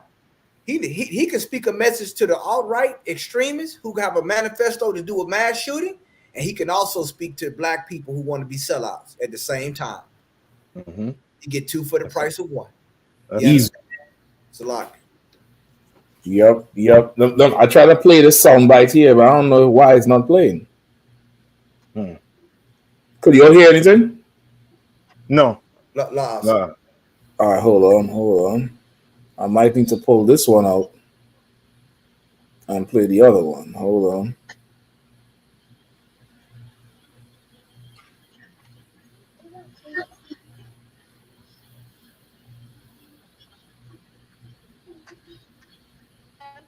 When we have a protester inside, which isn't even very often, I say, be very gentle. Please don't hurt him. We had a case where we had an African-American guy who was a fan of mine. Great fan, great guy. In fact, I want to find out what's going on with him. You know what I'm, look at my African-American over here. Look at him. Oh, my God. And he don't see that as racist, huh? Are you going on with him? You know what I'm, look at my African-American over here. Look at him. Are you the greatest? You know what I'm talking about? Okay. That was Donald Trump during a campaign. No, take that, right? Take that with Donald Trump and go right back to Tim Scott. Look at my African American. Exactly. Look at my African American over here. Isn't he the greatest? Isn't he the greatest? I was trying to get the song to play while the picture of the technology ain't technology in. I mean, it ain't teching tonight. That's, look at my African American. Isn't he the greatest? Exactly. That's going on. It's like, and he talking about like him like he's property. Like look at my dog. Look at my pit bull. Look at my horse. Right. Look at my African American right there. Isn't he the greatest? It's a lot. Look at my nigga. Hey, it's a lot. What you said is so heavy, man, because mine's a possessive word. That's right. Now notice he didn't say our African. First of all, let's just talk about the community. He said my once, and remember, Trump is a businessman. You got to understand, you're dealing with a super capitalist here. Let's not forget that. My African American. You know what I'm saying? Meaning, I can stick this nigga on the billboard, or I can put a patch on him like a race car. He gonna sell for me. This nigga here is gonna sell for me day and night. You understand? Yep. And then he didn't even say American. Look at this, my fellow American. He said African. Why did he have to distinguish African American? because he wanted to let everybody know that these are separate group people, but he's working for me. He's on the payroll. Mm-hmm. I mean, like these. There's a pic. I don't know if you can find it, Cap, but if you can, there's a picture of a Negro that he's over the blacks for Trump. I mean, there's a group that's actually called Blacks for Trump. This nigga here, and this nigga has a Jerry curl. Can you find? I mean, if you can find this nigga here, I just want to segue just for one moment. I just want to show you how far black people didn't fail. And if Calvin Shock, when he put his picture up, his cap, he has a Jerry curl. He has a beard with a Jerry curl, and he's big with the the black for Trump, man. And this nigga here, I mean, if you look at him, you're gonna understand how he lost his black card. I'm gonna give you the year that he lost his black card when we see him on the screen. I'm gonna tell you the exact year this nigga stopped being black. I'm gonna tell you with it. That's that nigga right there. Look at this nigga. Yeah. This nigga, I'm gonna tell you, this nigga here, this nigga ain't been black since 1980. The last time he was black was when you had the hit song "Shower Me with Your Love." This was the last time this nigga was black. That's the last time this nigga was black with this Jerry curl. The nigga stuck in the 80s. That's the last time that nigga was black. He holding on to he a time capsule of when he was black in the 1980s, and this nigga walking around with black Trump.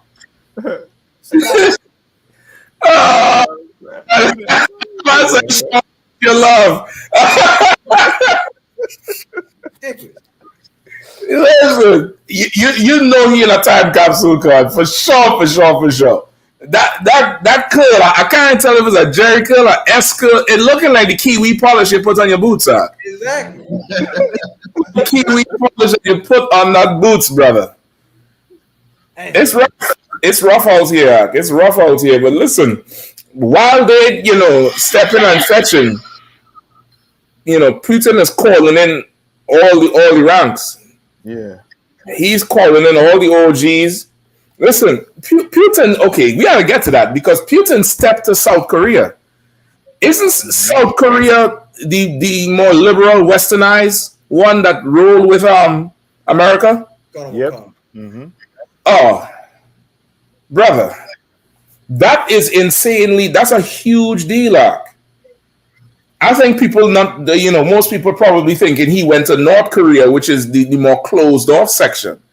This nigga, he stepped to South Korea. No, Selaki said he went to North Korea. Yeah, I'm talking about what he's saying. When I say went to them, meaning he stepped to them. Yeah, and something so flat out. Right. Like, brother, and that's like American territory. Mm-hmm. That's down near you could down near say South Korea, Japan, them places is down near like American territories. Mm-hmm. You know what I mean?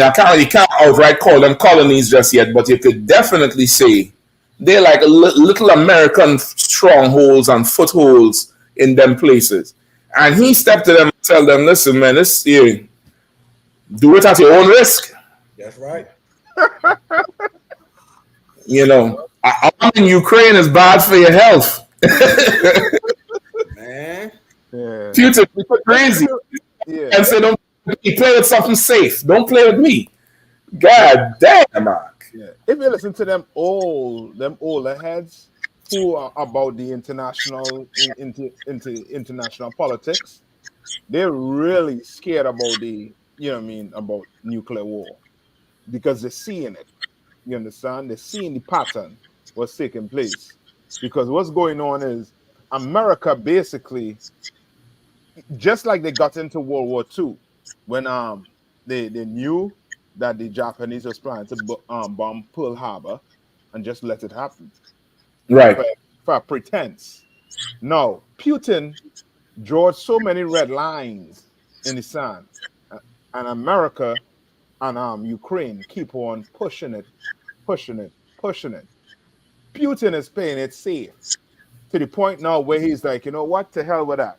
I'm going to arm every American enemy. I'm going to do it. I'm going to give them whatever they need. You know what I mean? to hell with what the UN and what NATO think. I'm going to these countries that they're trying to sideline, and I'm Right. going to arm them. That's right. You understand? I'm going to arm them. It's a locking. If I could, and it's so heavy, this is happening, man. It's more going into the prophecies more and more. Like we entering a new era of multipolarity. If you want to talk about moves on the chessboards of war, like you need to see what's going on. A lot of people is saying they trying to say, well, hold up, he just gaslighting the West. He just gaslighting, but no, not now, because he's fighting a war on one front already, and he's gonna help. He's gonna help the enemy of his. He's gonna help the enemy.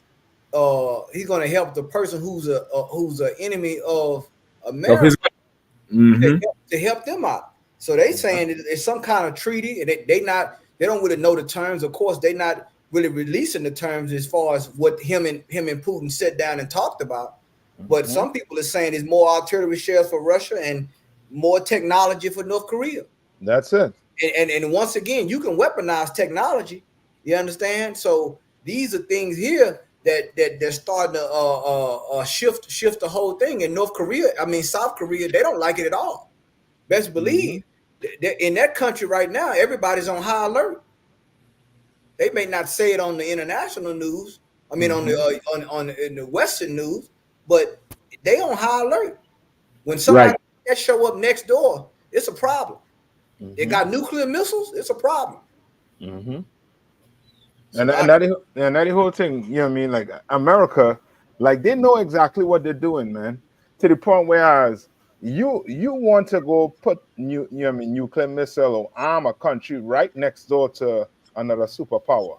But when as I say, when that superpower come to your back door, you send in your boats and your submarines to to take preemptive strike if needs be. Why are you doing it? If you want to go across there and he come across here, and to boot also too, as what Kahan say with that multipolarity, right? America knows that you cannot have that. That cannot exist. Right. You understand? That cannot exist. It's either you're going, the lion don't share, don't share what they call power, with a gazelle. Right. You understand? Or a buffalo. He don't share. You understand? Now that whole fantasy of multipolarity, in the world, that ain't gonna work for nothing. The Lord don't want these nations ruling over us. And all the things that all the fantasy, policies they come up with is not going to work. We had to be in charge. We had to be on top. So we could tell Russia, "Nah, you all calm yourself. Put that back." Put that back in the silo. America, chill. You understand? You Arabs across there, stop going and marching around Mecca in the hot sun. Is that wrong? You're gonna die? Like these other nations need us in charge so they could survive, so this earth could, could heal and live. Right. You understand? But when you have them in charge, you had to think about nuclear war going and pop off. You understand? Because they all about gobbling up the whole entire earth. One outright want to do it, the other trying to do it in some, his policies or some fantasy way. You know what I mean? Right. Listen, if I could, real quick. So I'm gonna just be real quick. There's something because they'll make it out just to see. They'll make it out as if Putin is some old nut, and he's just like almost like a terrorist, a sophisticated terrorist. They'll make it out like that when he is doing to them what they did to him. That's it. Ukraine decided to succeed from him or defect, and they seek to arm Ukraine. Ukraine has become an enemy to him. They're seeking to arm Ukraine. So now he is trying to arm everybody else. It's damn near like, let's see how you like it. but they'll paint the picture as if, you know, he's just a reckless warmongering one to just, you know, spread war and bloodshed. You know what I mean? Right. Go ahead, Kahan. Con, I believe in that article. There's a piece in that article where he says that, you know, those that's arming Ukraine believe that they're not at war with Russia. Mm. I mean, what he's doing, he's definitely playing devil's advocate. He's saying, okay, those that's arming Ukraine, you know, you don't believe you at war with us. So guess what? Me arming North Korea, it shouldn't be a problem. Exactly. You know, and like he's like, once again, like and really, because that's so close in the East, he really has the advantage over South Korea. If you really want to be honest, America won't admit that, but between Russia, China, and North Korea, they have the advantage. Mm-hmm. They have the land advantage, definitely, and land and air. You know what I'm saying? Mm-hmm. And sea, if you would want to look at it like that. You know what I'm saying? Mm-hmm. But that's where he's going. And remember, Kim Jong Un, he's a hothead anyway. You know what I'm saying? You dealing with how he is now, what, 30? And remember, he took power. He was like a 20, early 20s, man. Yeah. You know what I'm saying? With all that weaponry and all that power, man. You know what I'm saying? And he got enemies. He's trying to make allies whoever he can in a way that's against America. Because you sit in a country where you look one direction, there's an enemy. You look, I'm 3 different directions, I believe. You know what I'm saying? Where it's enemy territory on his borders. So he's trying to keep them at bay. You know what I'm saying? That's how he's looking. He's looking at the security of his country. He's trying to keep them at bay. You know what I'm saying? So these are the things that's going on in international politics and the geopolitical world that, you know what I'm saying, a lot of our people don't know about. But there's a lot of movement going on over there. You understand? A lot of movement going on. That's why they have all that a lot of those CIA and things over there, because they trying to monitor what's going on, who's meeting with who. And remember, Putin don't always, when you the top dog, you don't always got to show up. He got ambassadors. They got back channels. He don't always. This was the optics. He had to show, but it's something that they don't always show, that they meeting with people with back channels that you don't always see. Mm-hmm. So I yield. Yeah. So if I could, and they said this meeting, they haven't met in 24 years. This is the first time he's been over there in 20-something years. So, I mean, it's definitely historic. It's historic. You know what I'm saying? Yeah. And so it's a big deal. It's a big deal. Like they both damn near nuked up. Definitely, Vladimir Putin could give him some more nukes, or give him some more technology for the nukes. And you know what I mean? I believe when I watched it on the news, they said there was a pact as if one country gets attacked, the other country will come to his defense or come to his aid. That's what I've seen on the news on WARNS, which is the Indian news. Because you can't get a lot of information from the news in America. Right. You get on the German news, the DW, or the WARNS news, which is the people from India, and they'll tell you a little more about what's going on. So because our people, they keep in America asleep. They keep in America asleep to the right time when they will try to, a lot of times, like with the Pearl Harbor thing, they may try to wait for something or create something to kind of galvanize the people to support it. Because if there was a kind of pop off of deeper war now, they ain't gonna get a lot of support. From the masses of Americans. Masses of Americans, they like, man, we don't want no war. We want peace. We don't want to be, really actually losing our sons, like the scriptures say gonna happen. The scriptures say they think they're gonna not be a widow, or not be a widow, or not be motherless or childless. That's the last thing they want, is to actually start losing their sons and start losing their husbands to overseas in a real war. That's it. So it's definitely big. It's definitely like, if it wasn't no World War III stuff going on before, it's going on now. Yeah. You know what I mean? Like recently, like this is a big thing here, and then it's some more things going to happen behind this also. Like you said, Captain Kahan, this is public for a reason.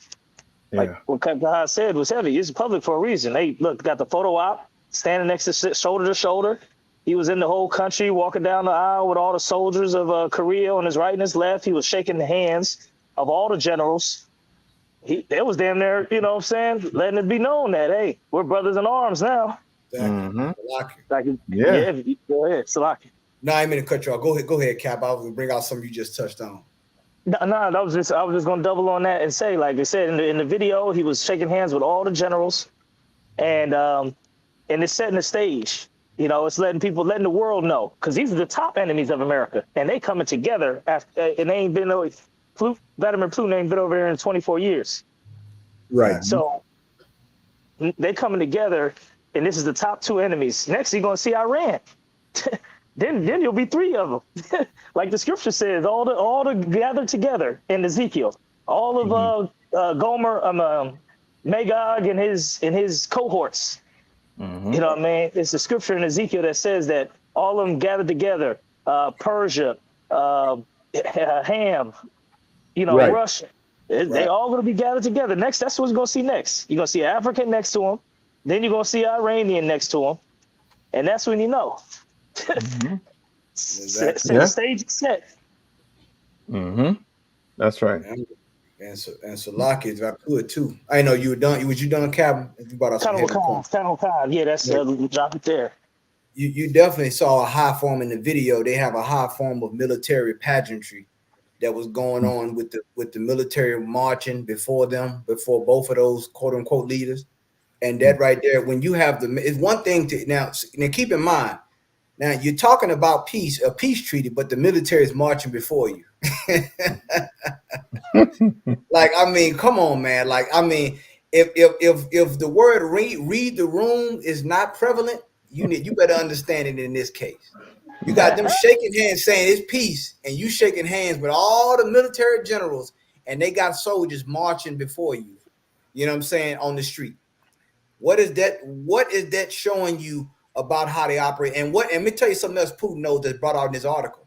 He knows that South Korea has been providing humanitarian aid and weapons and military supplies to Ukraine. He knows it.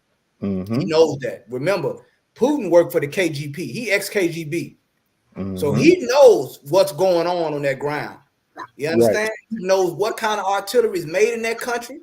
He knows once again, when you go on the war, that's why the Bible, it's a scripture where it say, give me that scripture where it say count the cost. If I could, my brother. Look at this here. They marching, they marching on the street. Look at that military pageantry right there. You know what I'm saying? Coat of all, you know what I'm saying? With the military vehicles behind. Now you talking about peace. Why all these military people out here? Huh? Because once again, is a reason this is public. You understand? They study advertising. They know what it means. And then you have the children there. You know what I'm saying? The national solidarity. They know how to put on a performance. You know, Hitler knew the same thing. When he performed, when he got ready to do a campaign, he had everybody out. He had the swastika, the flag. He had the children. He made it like a celebration. You know what I'm saying? A coming together, unification when he did with those countries. And that's what you see here. You understand? And when America the other countries see this, South Korea sees this, they don't like it. You know what I'm saying? Because just this right here means that we got a problem. You understand? That they are prepared. You know what I'm saying? If I can get that scripture, my brother, where it says, the scripture I asked for about Luke chapter 14, verse 28. For which of you, intending to build a tower, does not sit down first and count the cost? You understand? If you're gonna build a tower, you're gonna build anything construction wise. You gotta count the cost. You have to have a budget. Mm-hmm. You understand? What you looking at? They're comparing budgets. What do you need in case this happens? What do you need in case this happens? They're building. You understand? In this case, they're building to destroy. They're building weapons. Go ahead. Whether he has enough to finish it. Lest after he has laid the foundation and is not able to finish it, you understand? All who see him begin to mock him. Go ahead and look. You're gonna have a lot of countries. they guess what? They're gonna start the build and they gonna be left off. They ain't gonna be able to finish what they started. You understand? A lot of these countries gonna be mocked because they talking all this stuff and they ain't properly account for what they trying to build. Go ahead. All who see it begin to mock him, saying, "This man began to build and was not able to finish." Go ahead. Or what king going to make war against another king does not sit down first and consider whether he is able when 10,000 to meet him? Salakia. Whether he is able with 10,000 to meet him, who comes against him with 20,000. Or else, while the other is still a great way off, he sends a delegation and asks conditions of peace. So once again, these are all the peace. Peace is a matter of war. That's what a lot of people don't understand. War and peace, they're both matters together. One thing that these countries start to realize, if these countries can make peace with each other, they can go to war with each other. If they're making all these agreements that they can make war. You understand? There's a peaceful way to go to war. You know what I'm saying? That's what people don't understand. Keep going. Likewise, whoever of you does not forsake all that he has cannot be my disciple. You understand? So you got to count the cost, man. When you go into war, you got to count the cost. And these other nations, they're building their war chest. They're saying, if we have a fight in the South China Sea, how do we have enough man? Do we have enough manpower? Do we have enough air power? How much? They're all getting their funds together, which is why America. You want to know why America's in the economy the way it is? We in a wartime economy. You thinking that this is bad economy? No, they sending money to these other countries, tax free money. They sending tax dollars that could be going for projects here to other countries. Why? Because there's war. And them other countries, America's propping up Ukraine right now. There's no way Ukraine could be fighting for its own national freedom, sovereignty, with all that U.S. money coming. Once you start getting that much money, you ain't free no more. I'm sorry. You start getting that much money from these other countries. I mean, come on, man. Your country don't belong to you no more. Yeah. You understand? Let's just keep it real. So once again, these people are meeting. They meeting on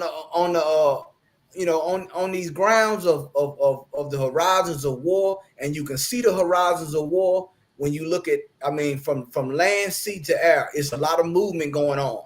You know what I'm saying? I saw one report. They saying Google Earth is some of them areas on the map going dark. You can't even, like that. How all of a sudden I can't see over there? It just went black. Why is blurred? I can't even see nothing moving. Because guess what? It's a lot of things going dark now. A lot of movement going on. Why? Because war is on the horizon. You understand? They positioning themselves for war. That's what they moving, positioning themselves for. Yeah. So like I yield. And if I could, go ahead. No, go ahead, Kapaz. Oh, just real quick, Salaka Adawan. I was just going to say, man, what you're saying is so heavy. This is why what you said, he went in person. He went in person. That was so he can see in person the army. Because when you were part of stuff like that, when you're part of the of armed forces, militant movements, you can see the strength of another group by just looking at they moving. Look at how they moving. Look at how they're saluting. Looking at their order. That's what Putin wanted to see. He ain't want to send nobody. He ain't want to talk over the video chat. He wanted to go there and see. And guess what? What else he going to see? The missiles.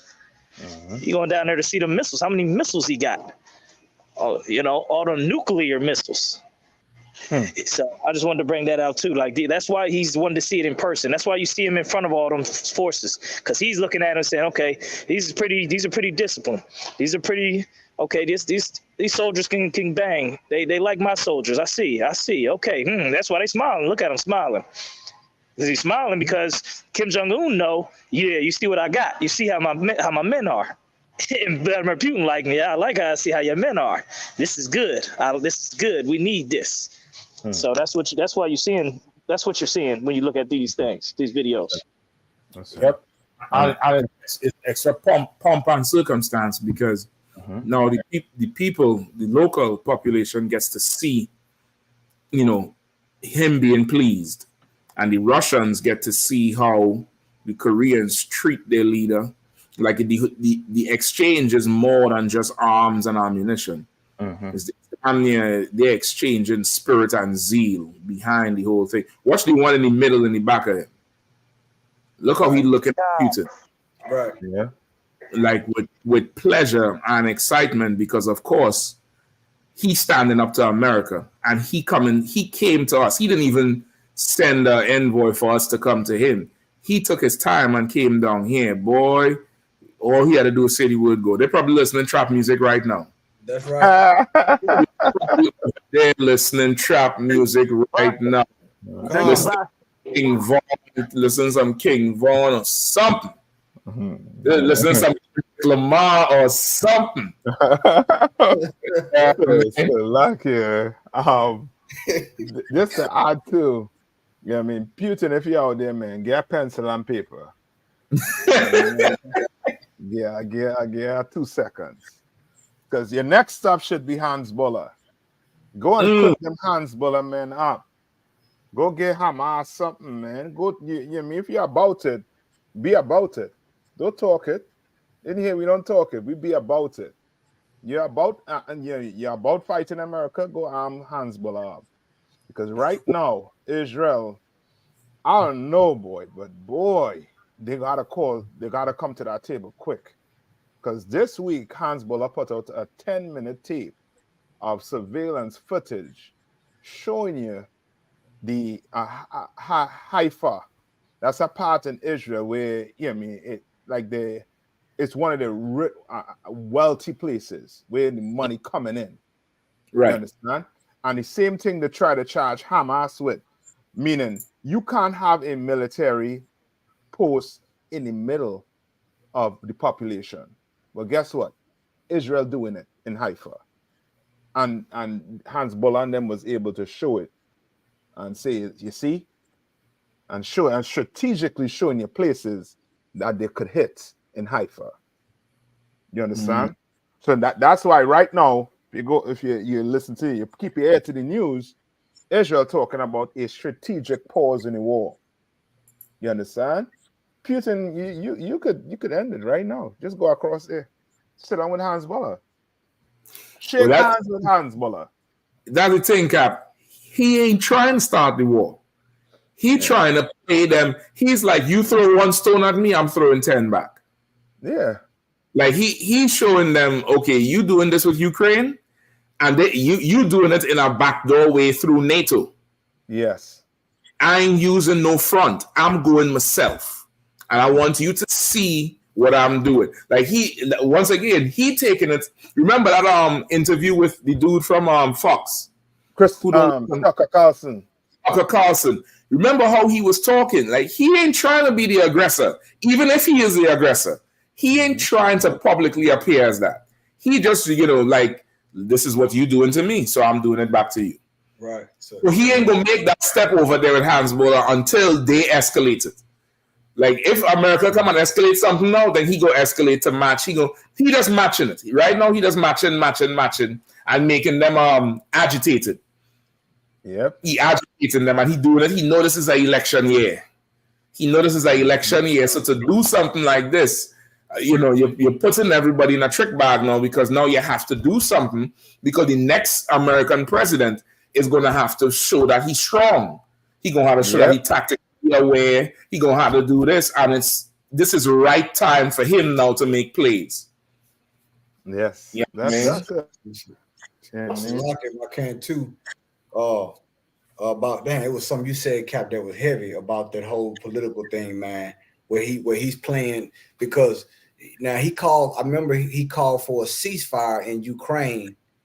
This is the second time he called for a ceasefire. Like once again, he's trying to show that he's not a bully. Once again, them people in Ukraine, they ethnically Russian. So he knows in order for to really govern that territory, he really can't have a scorched earth policy. But when you catch somebody that's 10 times stronger than you asking for a ceasefire, you got to be careful, because it like once again, really the war is already over in Ukraine. They got to keep sending that. Really, the war is they lost that war. The Ukraine has lost that war with Russia. The scriptures say it already is prophesied. That's over with. You know what I'm saying? I said it once, I'll say it again. The Ukrainian national anthem sound like funeral music. Every time they play it on TV, I said, this sound like funeral music by Mozart. This is funeral music that you're playing on TV. It don't sound uplifting. It sounds like we walking to the grave. That's what it sounds like. So that war is over with, but he know that they started pumping money into that, pumping weapons into it. You don't got to pump that much. If they were winning, you wouldn't have to have that much weapons and war and money, billions and billions of dollars, and they steady losing territory. I mean, it's clear to see that the more superior power in that region is Russia. Right. Yeah. So like I yield. Yeah. And to tell you also the type of equipment they're getting, they need to have American personnel using it or training them to use it. You know what I mean? You can't learn to use them thing in wherever a couple of months you're in. You know what I mean? And America ain't gonna give it that technology and try to, you know what I mean, have your people, other people know how to use it. So which means Putin know that America have foot on the ground inside there. He knew France and them have foot on the ground inside there. He knows that. You know what I mean? But you know what I mean, he, as you're saying, he tit for tat. And he playing that game real good with them. You know what I mean? Playing that game real good. They say something like he has a triple digit IQ, which means he ain't, you know what I mean, he ain't your regular dude you're playing with. He's somebody who, you know what I mean, who think, you know what I mean, who thinking before you make a move. You know what I mean? Yeah, and you know what's the real was one like amazing thing about it. He's supposed to be under embargoes and sanctions, which mean by now he should be weak. He shouldn't even be able to afford to take a Uber, much less a plane to North Korea. You understand what I'm saying? Like I don't know, like because of the media, we don't, not we, but the public lose sight of where Putin's supposed to be. He's supposed to be that. Feel like he's supposed to be that hot air balloon traveler. Yeah, hot air balloon, dressed like Zelensky, you know, eating beans, eating hard beans, you know, begging North Korea to send him some water. But they're moving in strength and power and making plays. Embargo what? Tariffs what? You know what I mean? Like this year is like Russia is moving like a big shark in the ocean. Yeah. A big shark. He's swimming where the hell he want to, doing what the hell he want to, brushing up against you and washing you in your eye and then backing off and going. Remember what he did down there in that area with the is the Houthis? Yeah, the Houthis, yeah. Eritrea. Yeah, when he pulled up in that narrow region with them ships. And nobody knew who he was there for. If he was going to kill everybody, just them, just Britain. Britain started getting scared. They didn't know what he was there for. Like this nigga here, he moving like there's no embargoes on him. Yeah. Shit. So who knows? He probably has some secret farms in them mountains. I don't know what the hell going on, but none of it is touching it. Yeah. He just sent a submarine to Cuba, didn't he? Yep. Yeah. Yeah, he sent a submarine all the way across the transatlantic to Cuba. And this nigga supposed to be on the embargoes? Yeah. That bricks doing it to them. And America, because I mean, how the Bible say, a great fall, pride coming before a great fall. You understand? Like they start to react too late to it. You understand? Because they were focused on overthrowing a ton of countries. You should hear I forget this oppressor name, but he spoke about the amount of countries America sent CIA in just to overthrow, just for the sake of overthrowing it. They didn't have to do it, but they went in and did it. You know what I mean? Now they didn't pay attention to BRICS the way they're supposed to pay attention to BRICS. Right. Now they're trying to stop it, but it's too late. It's too late. It's too late in the game to stop it. So now, guess what? The whole earth had to go fight a war because of them. You understand? Yeah. That's a lot. If I could, and this is where you get your international education when it's relating back to us as far as how these things are starting to unfold. You know what I'm saying? As far as the world, as far as these countries going to war. And notice this: every time these countries go to war, like remember when Tucker Carlson went over to Russia to the interview, they always before they begin their diatribe, they always preface it with history. Yeah. Before he got started, Putin said, "Let me tell you something about it. Let me educate you on history." Like he gave him a history because he gave him a history lesson because he wanted to make no mistake on why I'm doing what I'm doing.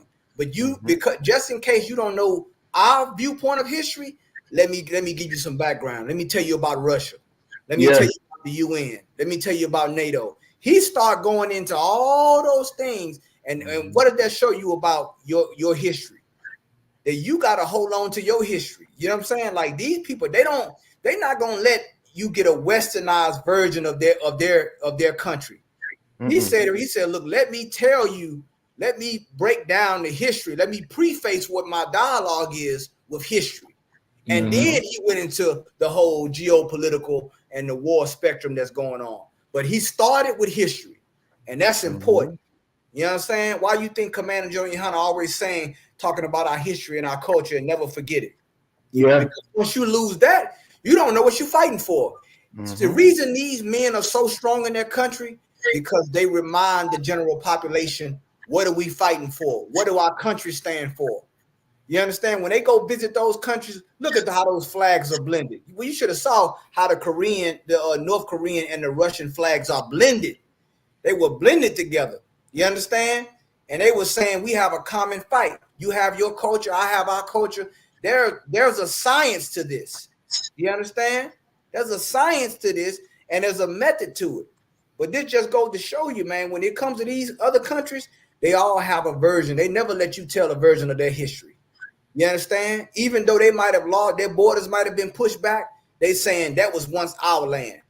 But then you get mad with the UPK when we look at that. You know what I'm saying? They talking about each other's history. They talking about all the other things that they plan on doing.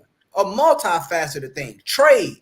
You understand? Because they under embargoes, they under blockades, which is still a military action, but they're still doing business with each other. You understand? So this is why you should never forget your culture. Never let someone tell you about your history. Don't let them identify your history. You understand? I just wanted to bring that point out about that, Captain, because I remember that interview, and the first thing he said is, "Tucker, let me give you a history lesson." And he broke the whole thing that he said, I'm gonna tell you what our history is. You know what I'm saying? I'm not gonna let you tell me what we believe and what we fighting for.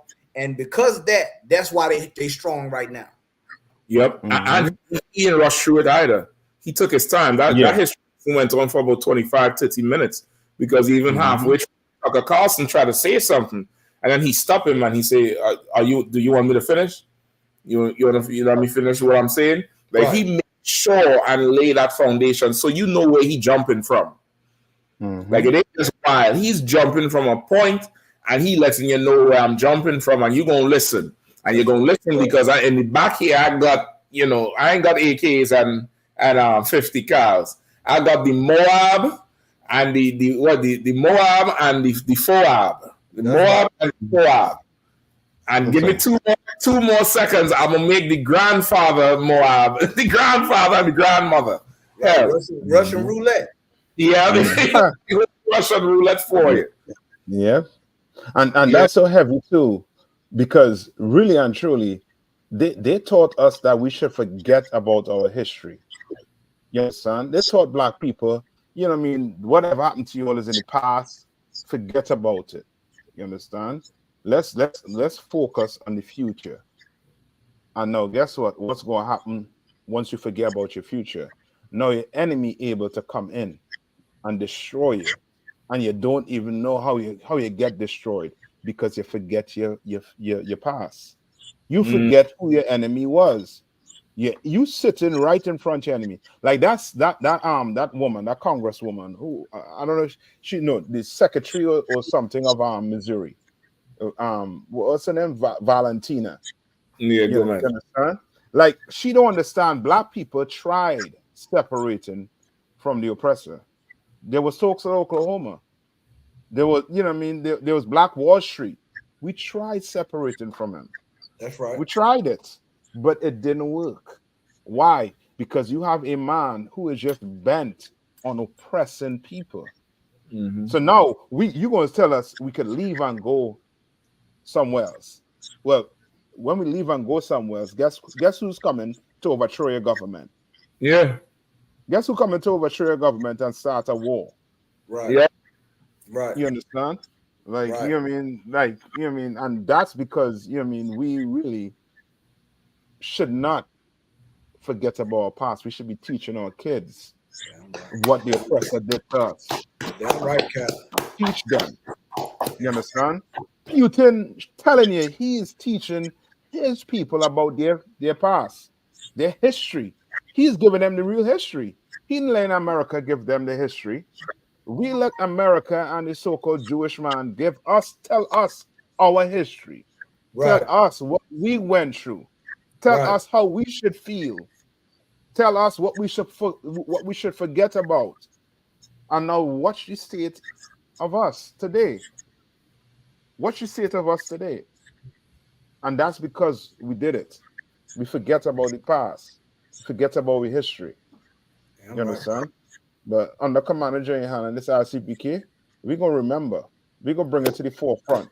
And your sons and daughters is going to know the white man is the devil the Bible speaks of. And he's a problem. He's a problem on the earth.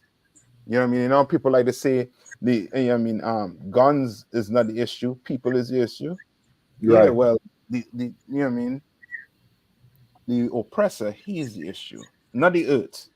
The earth is just fine. The problem is who is in charge on the earth today. Right. You understand? America didn't conquer Europe, they didn't conquer England, France, Spain, all them countries. You understand? Guess who they ain't conquer yet? Russia. And that's the big plan. Once they conquer Russia, they basically conquer the whole entire earth. They have the earth. You understand? They have it. And so lucky, if I could too. And one thing about these other countries, when they come to their enemies, they even if an enemy is idle, they still consider that person an enemy. See, the problem with us is we think, we post integration, we think that that because we got a little tolerance and we got a so-called enemies that's idle, they still idle enemy can still hurt you. Why do you think they're watching their positions? How these other countries are moving? You know what I'm saying?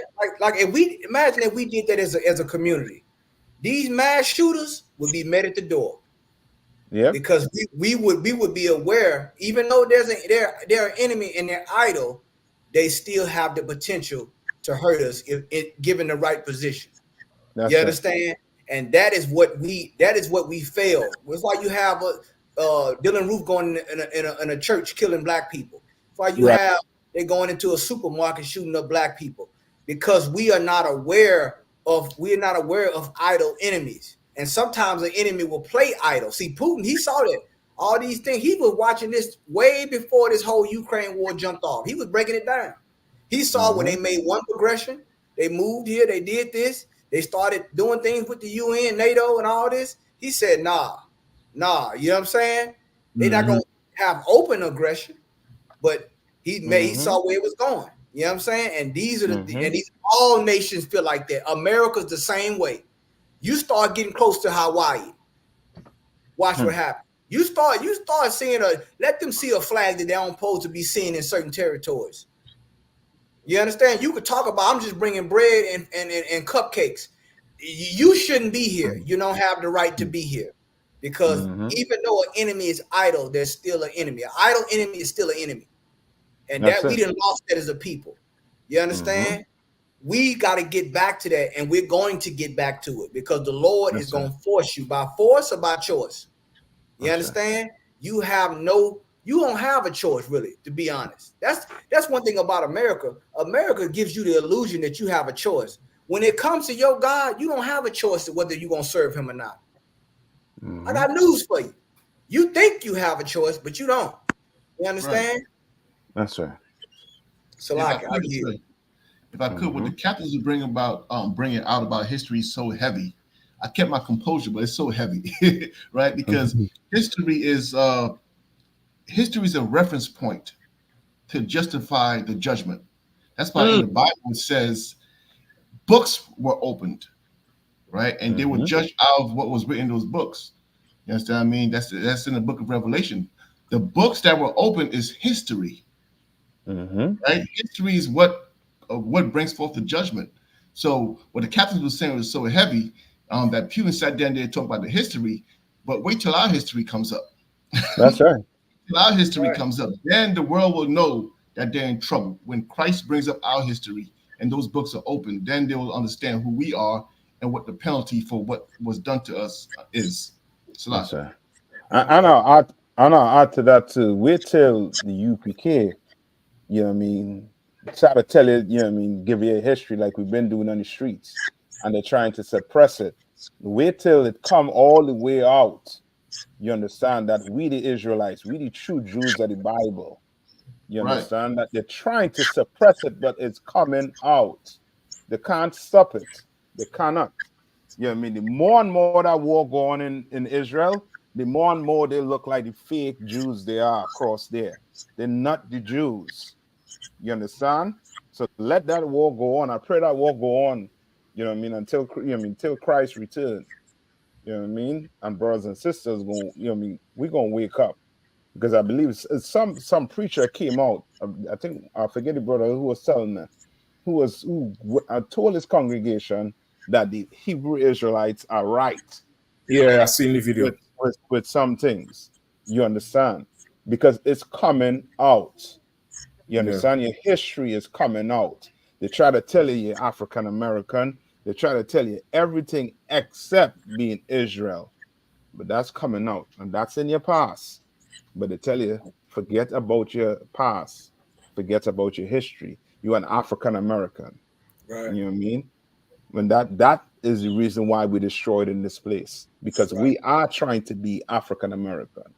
We're trying to be like the Americans who robbed and steal and unalive to get everything they have today. I'm right. Are you? If I could, let me get Ecclesiasticus 12, 10 through 13, I believe. Because exactly what both you Kahan and you Nafak, as exactly what both y'all was saying. I'm a warrior too with the history. Like that's a heavy part that only a priest would be able to see that, to make those statements about what he says, Kahana, idle enemy or an effective enemy.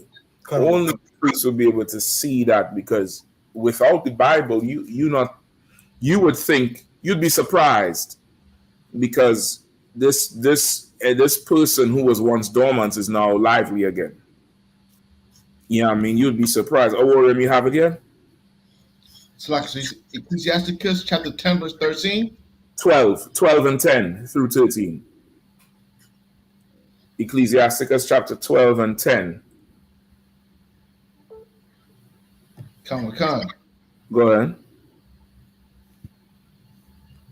Ecclesiastes chapter 12, verse 10.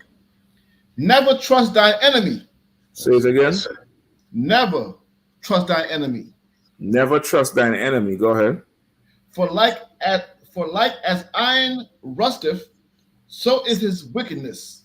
For as iron rusted, so is his wickedness. Meaning, it's just going to keep getting worse and worse. No matter what you see, it's going to be getting worse. Go ahead. Though he humble himself, Though he humbled himself, which is again what Hannah Nathak was talking about, where he just laying dormant or he idle for a second.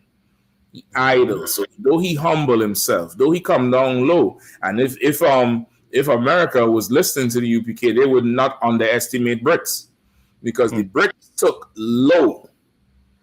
That whole BRICS alliance, them devils took absolute low. They devalued their money. They start getting all kind of contract. A contract to build, doormat.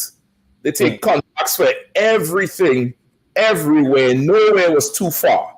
Nowhere was too far. And they stuck with it and built it up. Go ahead and say it again.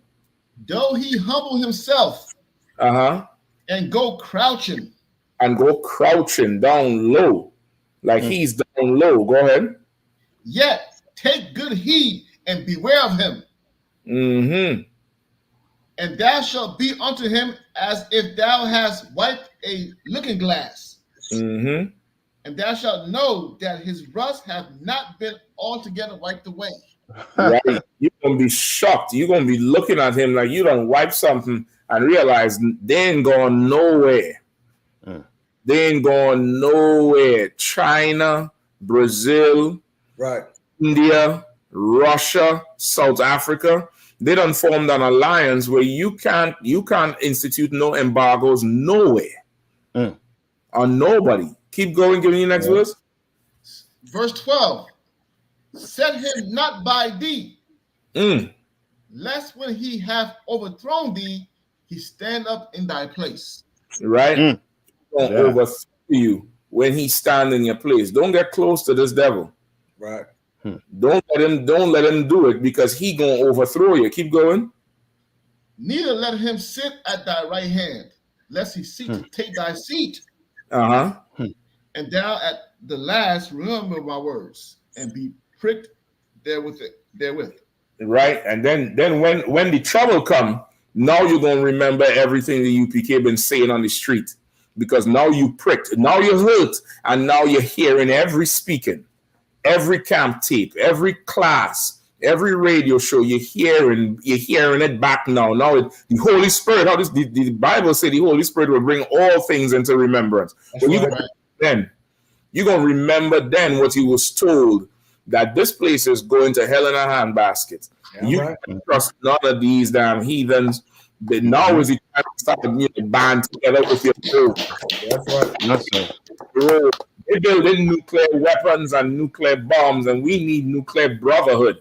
We need nuclear family. We need to return nuclear nation, because there's one thing that none of that ain't gonna matter once you have a nation.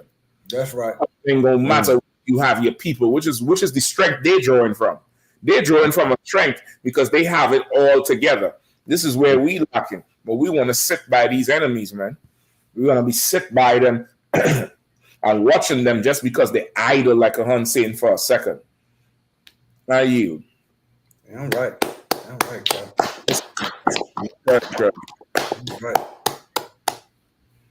Listen, I think we're right there on the time, We're right there up on the time. I see they say over 500 people die in Mecca this last week. Yeah, I mean over 1,000, sir. Over 1,000, damn. And they're trying to keep the numbers down though. Yes. Trying to keep the numbers down because, listen, the Bible says, I rather obedience than sacrifice. Right. God wants so much of your people. You mad over Israel bombing people? You ain't mad over that shit? That's right. You ain't mad over how much people you letting them just die just in the heat? Elder people just in the heat doing, getting trampled was one thing, but this heat is cooking them. And it's like, which they didn't know that is oppressors. They ain't Arab over them thing, because boy, they love our money too, but because they're trying to keep that right now. I ain't gonna say that.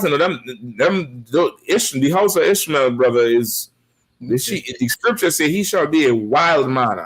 Right. That fool is a criminal at heart, brother, for fun. He a criminal for fun. So like I said, you know what I mean? They'll count that all righteousness in dying doing that dumb walk to go kiss a stone. Right. Listen, and I'm gonna come to your Warren. I was doing listening to some news on the thing. They say there's two different visas you could get to go. You could get a Hajj visa or a visitor's visa. And a Hajj visa, you whatever under the tourist section, you are covered. You have free healthcare for the time you're there for the Hajj. And they say a lot of people to cut costs because of how the world went through so much turmoil.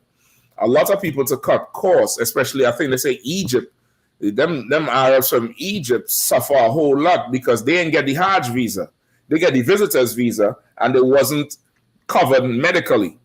So they're going in there, brother, and can't even pay the hospital bill and die. Damn. The heat. But they say with the Hajj visa, you getting free healthcare down there. And they say, I think Saudi will cover the cost or something like that. It's rough.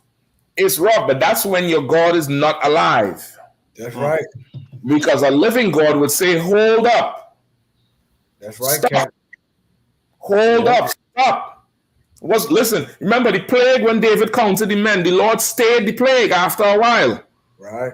When that fool stole the Babylonianish garment and the Phineas and them did what they did.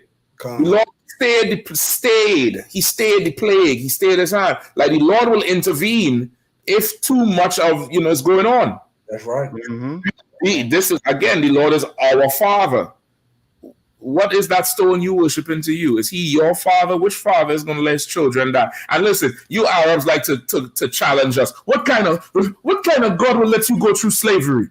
What kind of God will cook your granny in a damn white dress going to kiss a stone? Right. Damn right, Cap. Where's your God now? Yep. Cap. So I think I want to say something. Oh yeah. Yes, like sir, I'll be quick, sir. So according to reports, Israel is using 70 tons of bombs a day to kill an average of 250 people. The Lord killed 1,000 in a day with heat. The Lord is on a different level. He killed 1,000 with heat. You spend 70 tons a day to kill 250 people. So like a cat. Listen, he killing you and keeping the buildings. Them bombs the buildings. The Lord killing you and you get the building back in after everybody who unclean gone. So like a cat. No, what you saying is so right, Cap. When you talk about our God is an understanding God. He's a living power. That's right. In Psalms 121, it says, "The sun shall not smite thee by day." and so I got the God. See, I'm trying, Cap. I'm trying. But I got, like I said, I'm gonna put the hammer down on a lot of this nonsense, Cap. I'm trying. You know what I'm saying? But I gotta let the scripture speak. The sun shall not smite thee by day. He's talking about his children. You know what I'm saying? Nor the moon by night. But the Lord protects us and he gives us provisions on how to serve him.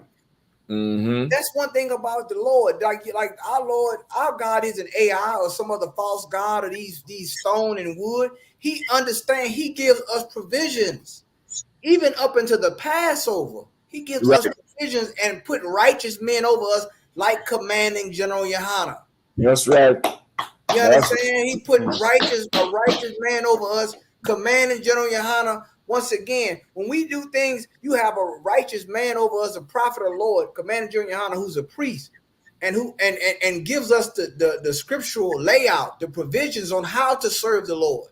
Right. And that's the thing. Like they should have known this should be a heat advisory. And then not only that, you got to understand, you got body heat. Now listen, if you ever been in an area where it was hot and then you got thousands of people around you, that air is different. Yeah. The oxygen level and all that is different because you are in a hot area. And I mean, this is science, what we're talking about here. Mm-hmm. And you see this and you still go out there and 1,000 people die. You understand? But one thing I always remember that hearing Commander General Yohana, and General Muhammad said it also, when we looking at these other nations, now they're willing to go out there. Now you feel this for a minute, Black, Hispanic, and Native American Indian people. They're willing to go out there in heat and die for a God that's not real. Right. What are you willing to do for your God? And he is real. Mm-hmm. Yep. That's what stay on my mind. I look at that, I said, man, I gotta up my zeal. If they gonna go out there and die for a stone that's not real, we gotta raise it up now. Nah, we gotta show our God that we willing to go to extreme measures for him, and he's alive, and he will keep you alive. He controls the matters of life and death. But that just goes to show you, you know what I'm saying, how these heathens operate, man. But like the scriptures say, Psalms 21, the sun should not smite thee by day. They got smitten out there because their God is not the God of Israel. That's right. So like I yield. Now you ain't never lied. You ain't never lie about that shit there. Like that there. I'm trying to find some pictures to show, but they're falling out, brother. They say in the damn report, they're begging the elderly to not do it, and they're finding a way to still say they're gonna do it. Them to not take the war, and this is what I had. How long does that Hajj last? The actual one thing for each year. How long does it last? It's like a month, right? Let's see. I don't know. I gotta look it up. I think it's like a month. Let me see. Well, Hajj on Slaka said Hajj lasts between 5 to 6 days. Okay. Right. But by the way, sir, Slaka, it's an average of $10,000 per person to go. Oh boy. So they don't care if people go and die. They just want the 10 grand. Right. For a long time, that was Saudi Arabia's main source of income. I didn't know that. They say this is supposed to be the last site where that Muhammad gave his last speech or something like that. That's part of the attraction. But this is the thing though. Like you mean to tell me over a week you cannot divide this thing up orderly? Right. You can't divide this up. Say again? I said, at least put some sprinklers or something. Put something on the rock where the water's, like, come on, man, or something. This here is the heathens, brother. The gods of the heathens are vain. That's what the Bible say.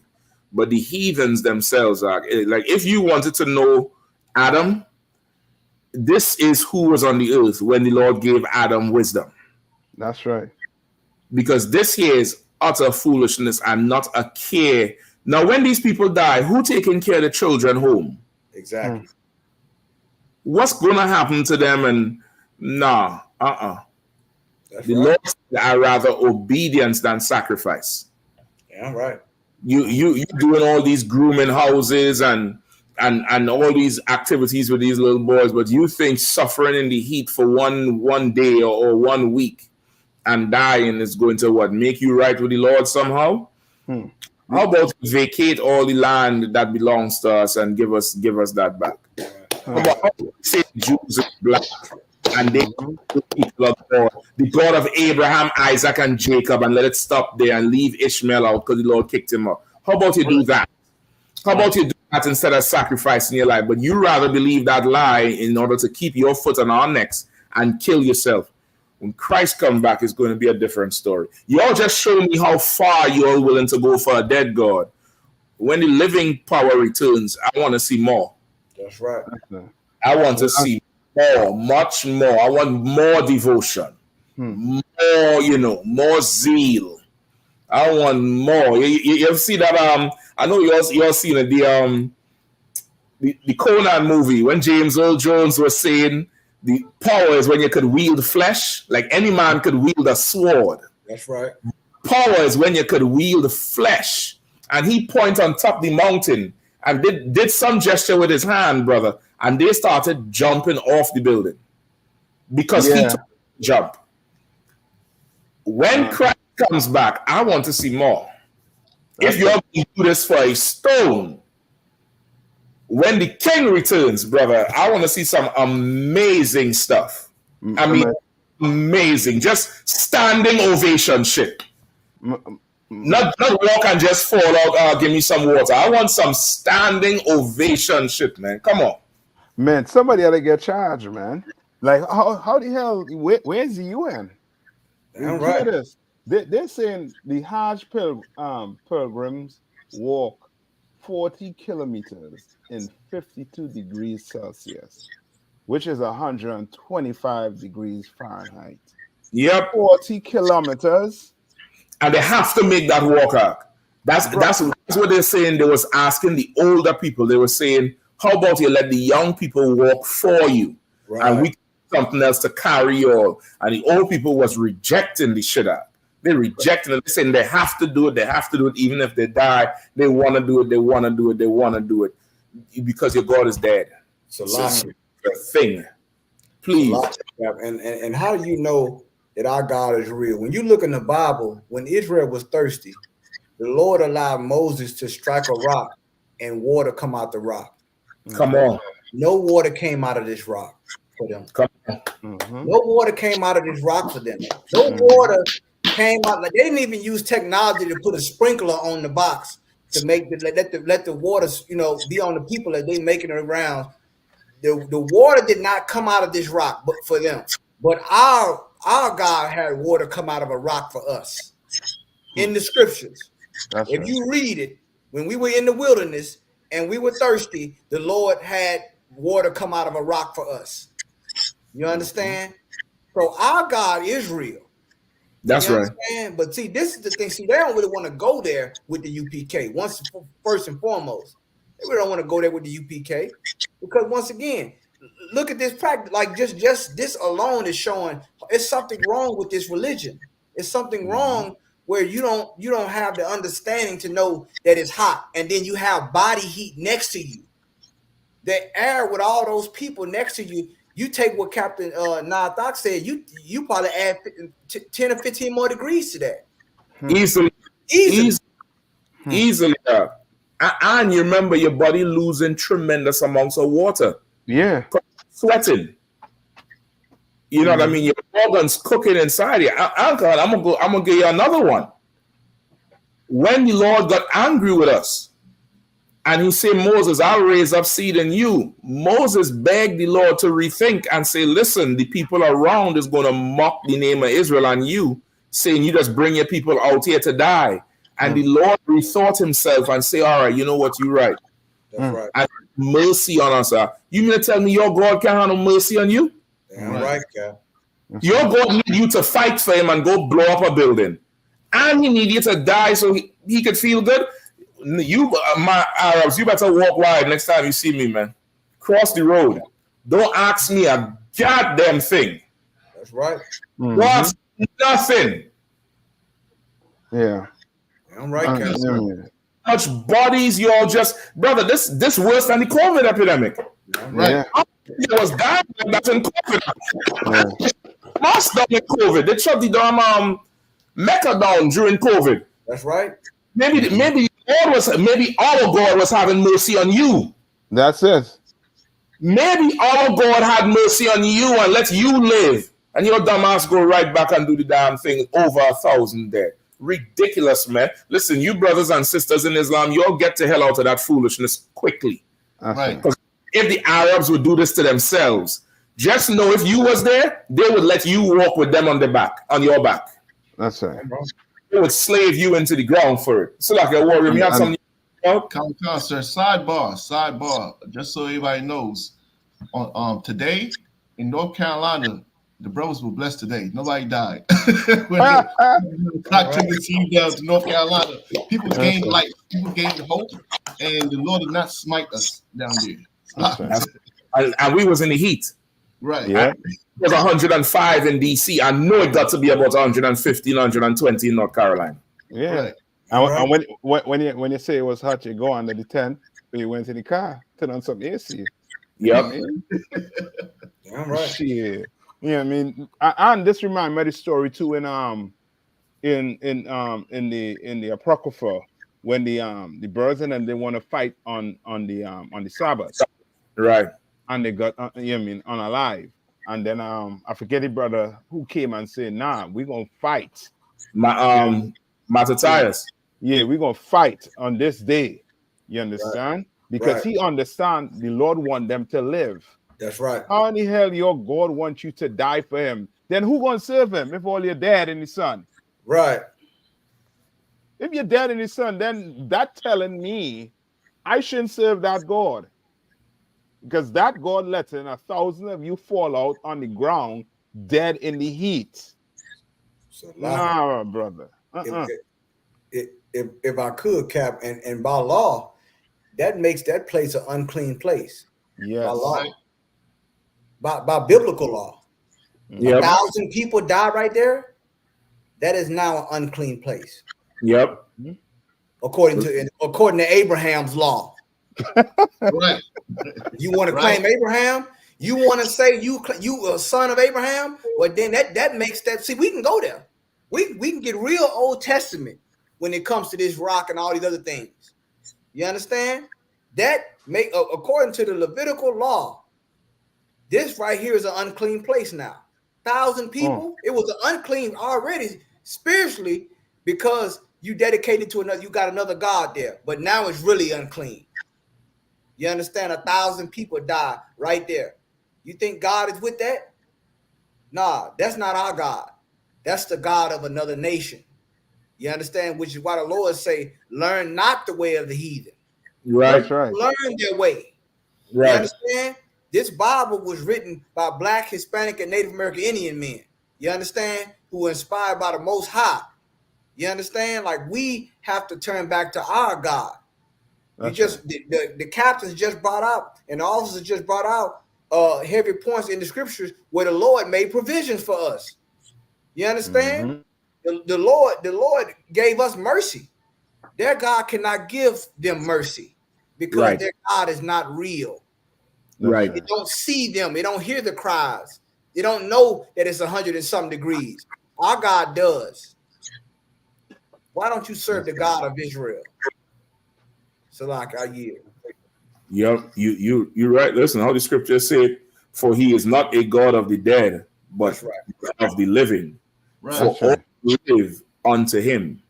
You know what I mean? This is proof right here. But unfortunately, a lot of our people is going to see this and make excuses. And I notice conveniently, you Negroes who in Islam, you're conveniently starting to separate yourself and say, well, you know, that's them Arabs. They don't follow in the true way. Like, if you know the true way, you better get to hell out of that ASAP.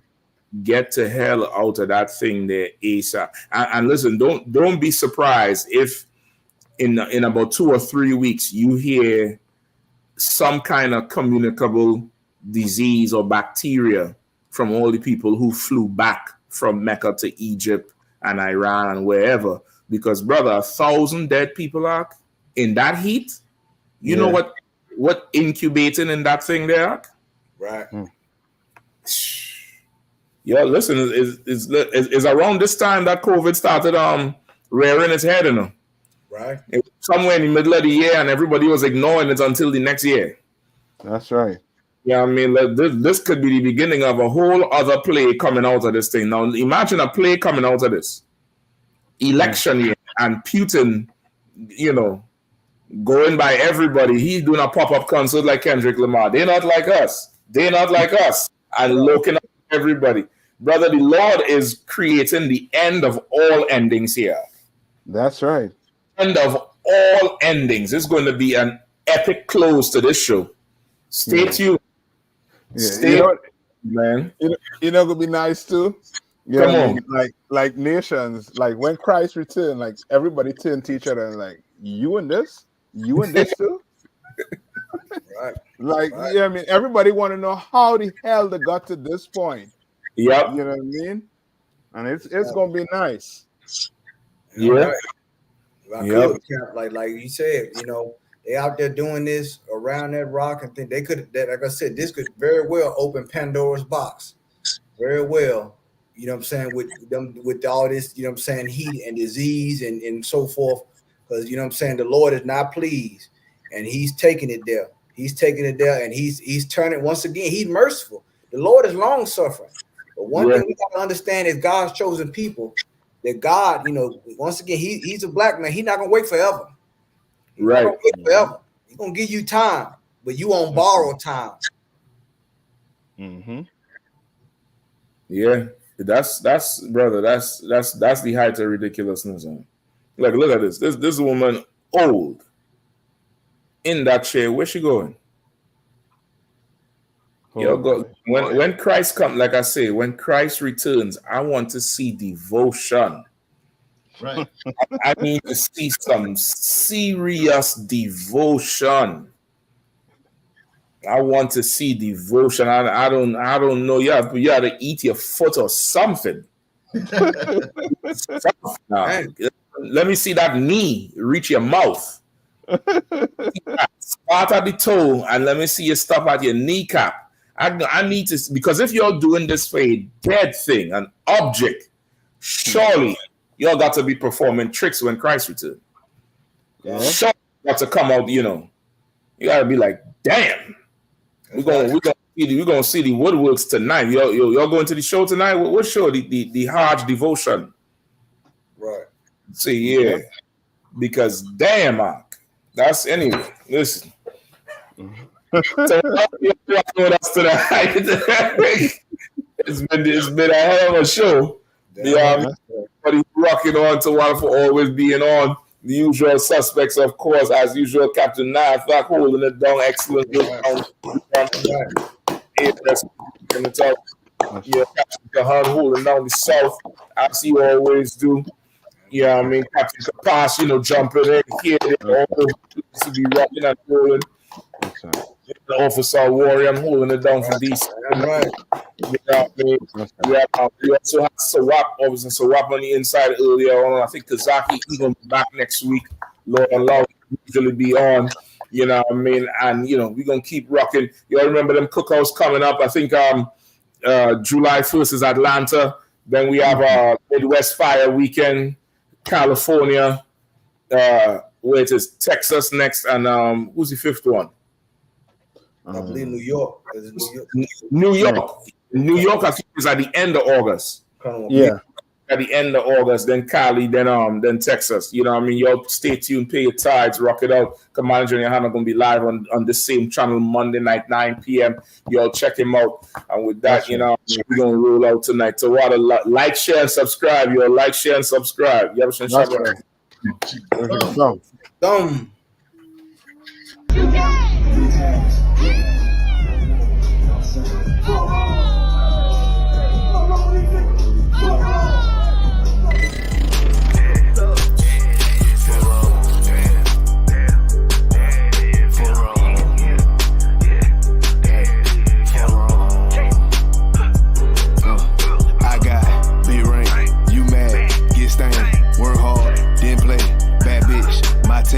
We vibe, we lay, you purple, you gay, your leech ass, lil' fame, I'm on war, not the same, for wrong. For wrong, DP. For wrong. I try to tell these motherfuckers time and time, nigga. For wrong. Pussy ass, purple ass nigga, man. For wrong. Big your born ass right.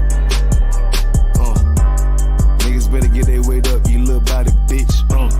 Worry about a damn pay cut, you little body bitch. I ain't worried about none of these niggas, little body bitch. You damn scare rag, cow ass, little body bitch. Had to fuck around, get my rank up, you little body bitch. And I'm pouring up, yeah, young nigga, and I'ma take a sip. Yeah. All these niggas want down hate, but tell them zip it lip. Cause you a dumb ass, scare rag, boy, little body bitch. Damn. And I ain't worried about nothing, nigga, nah, I ain't worried about shit. I got more than one, so you know, nigga, don't reminisce. I spit flavors on these damn beats, niggas better catch a pitch. Never knew a goddamn man be scared to represent. But you a whole ass, dirt ass, little damn body ass nigga. Get body with the damn spritzy with your little body ass nigga. Nigga, I'm a true priest, true line, nigga, true Zion ass nigga. And you a little boy, little bitch ass, little body ass nigga. I got big ring, you mad, get stained, work hard, then play, bad bitch, my taste. We vibe, we lay, you purple, you gay, your leech ass, lil' fame, I won't war, not the same, for wrong. For wrong, yeah. For wrong. I tell them, nigga, for wrong. You get your shit together, nigga. For wrong. Work it. I'ma do this shit till I rock it, you little body bitch. I'ma judge your ass like bitch, and I'm smooth with it, y'all a zop, you little body bitch, and I switch nigga on your thought, little body bitch, and I'ma stay turning like the cars, you little body bitch, and I'm so cold like a bond, you little body bitch,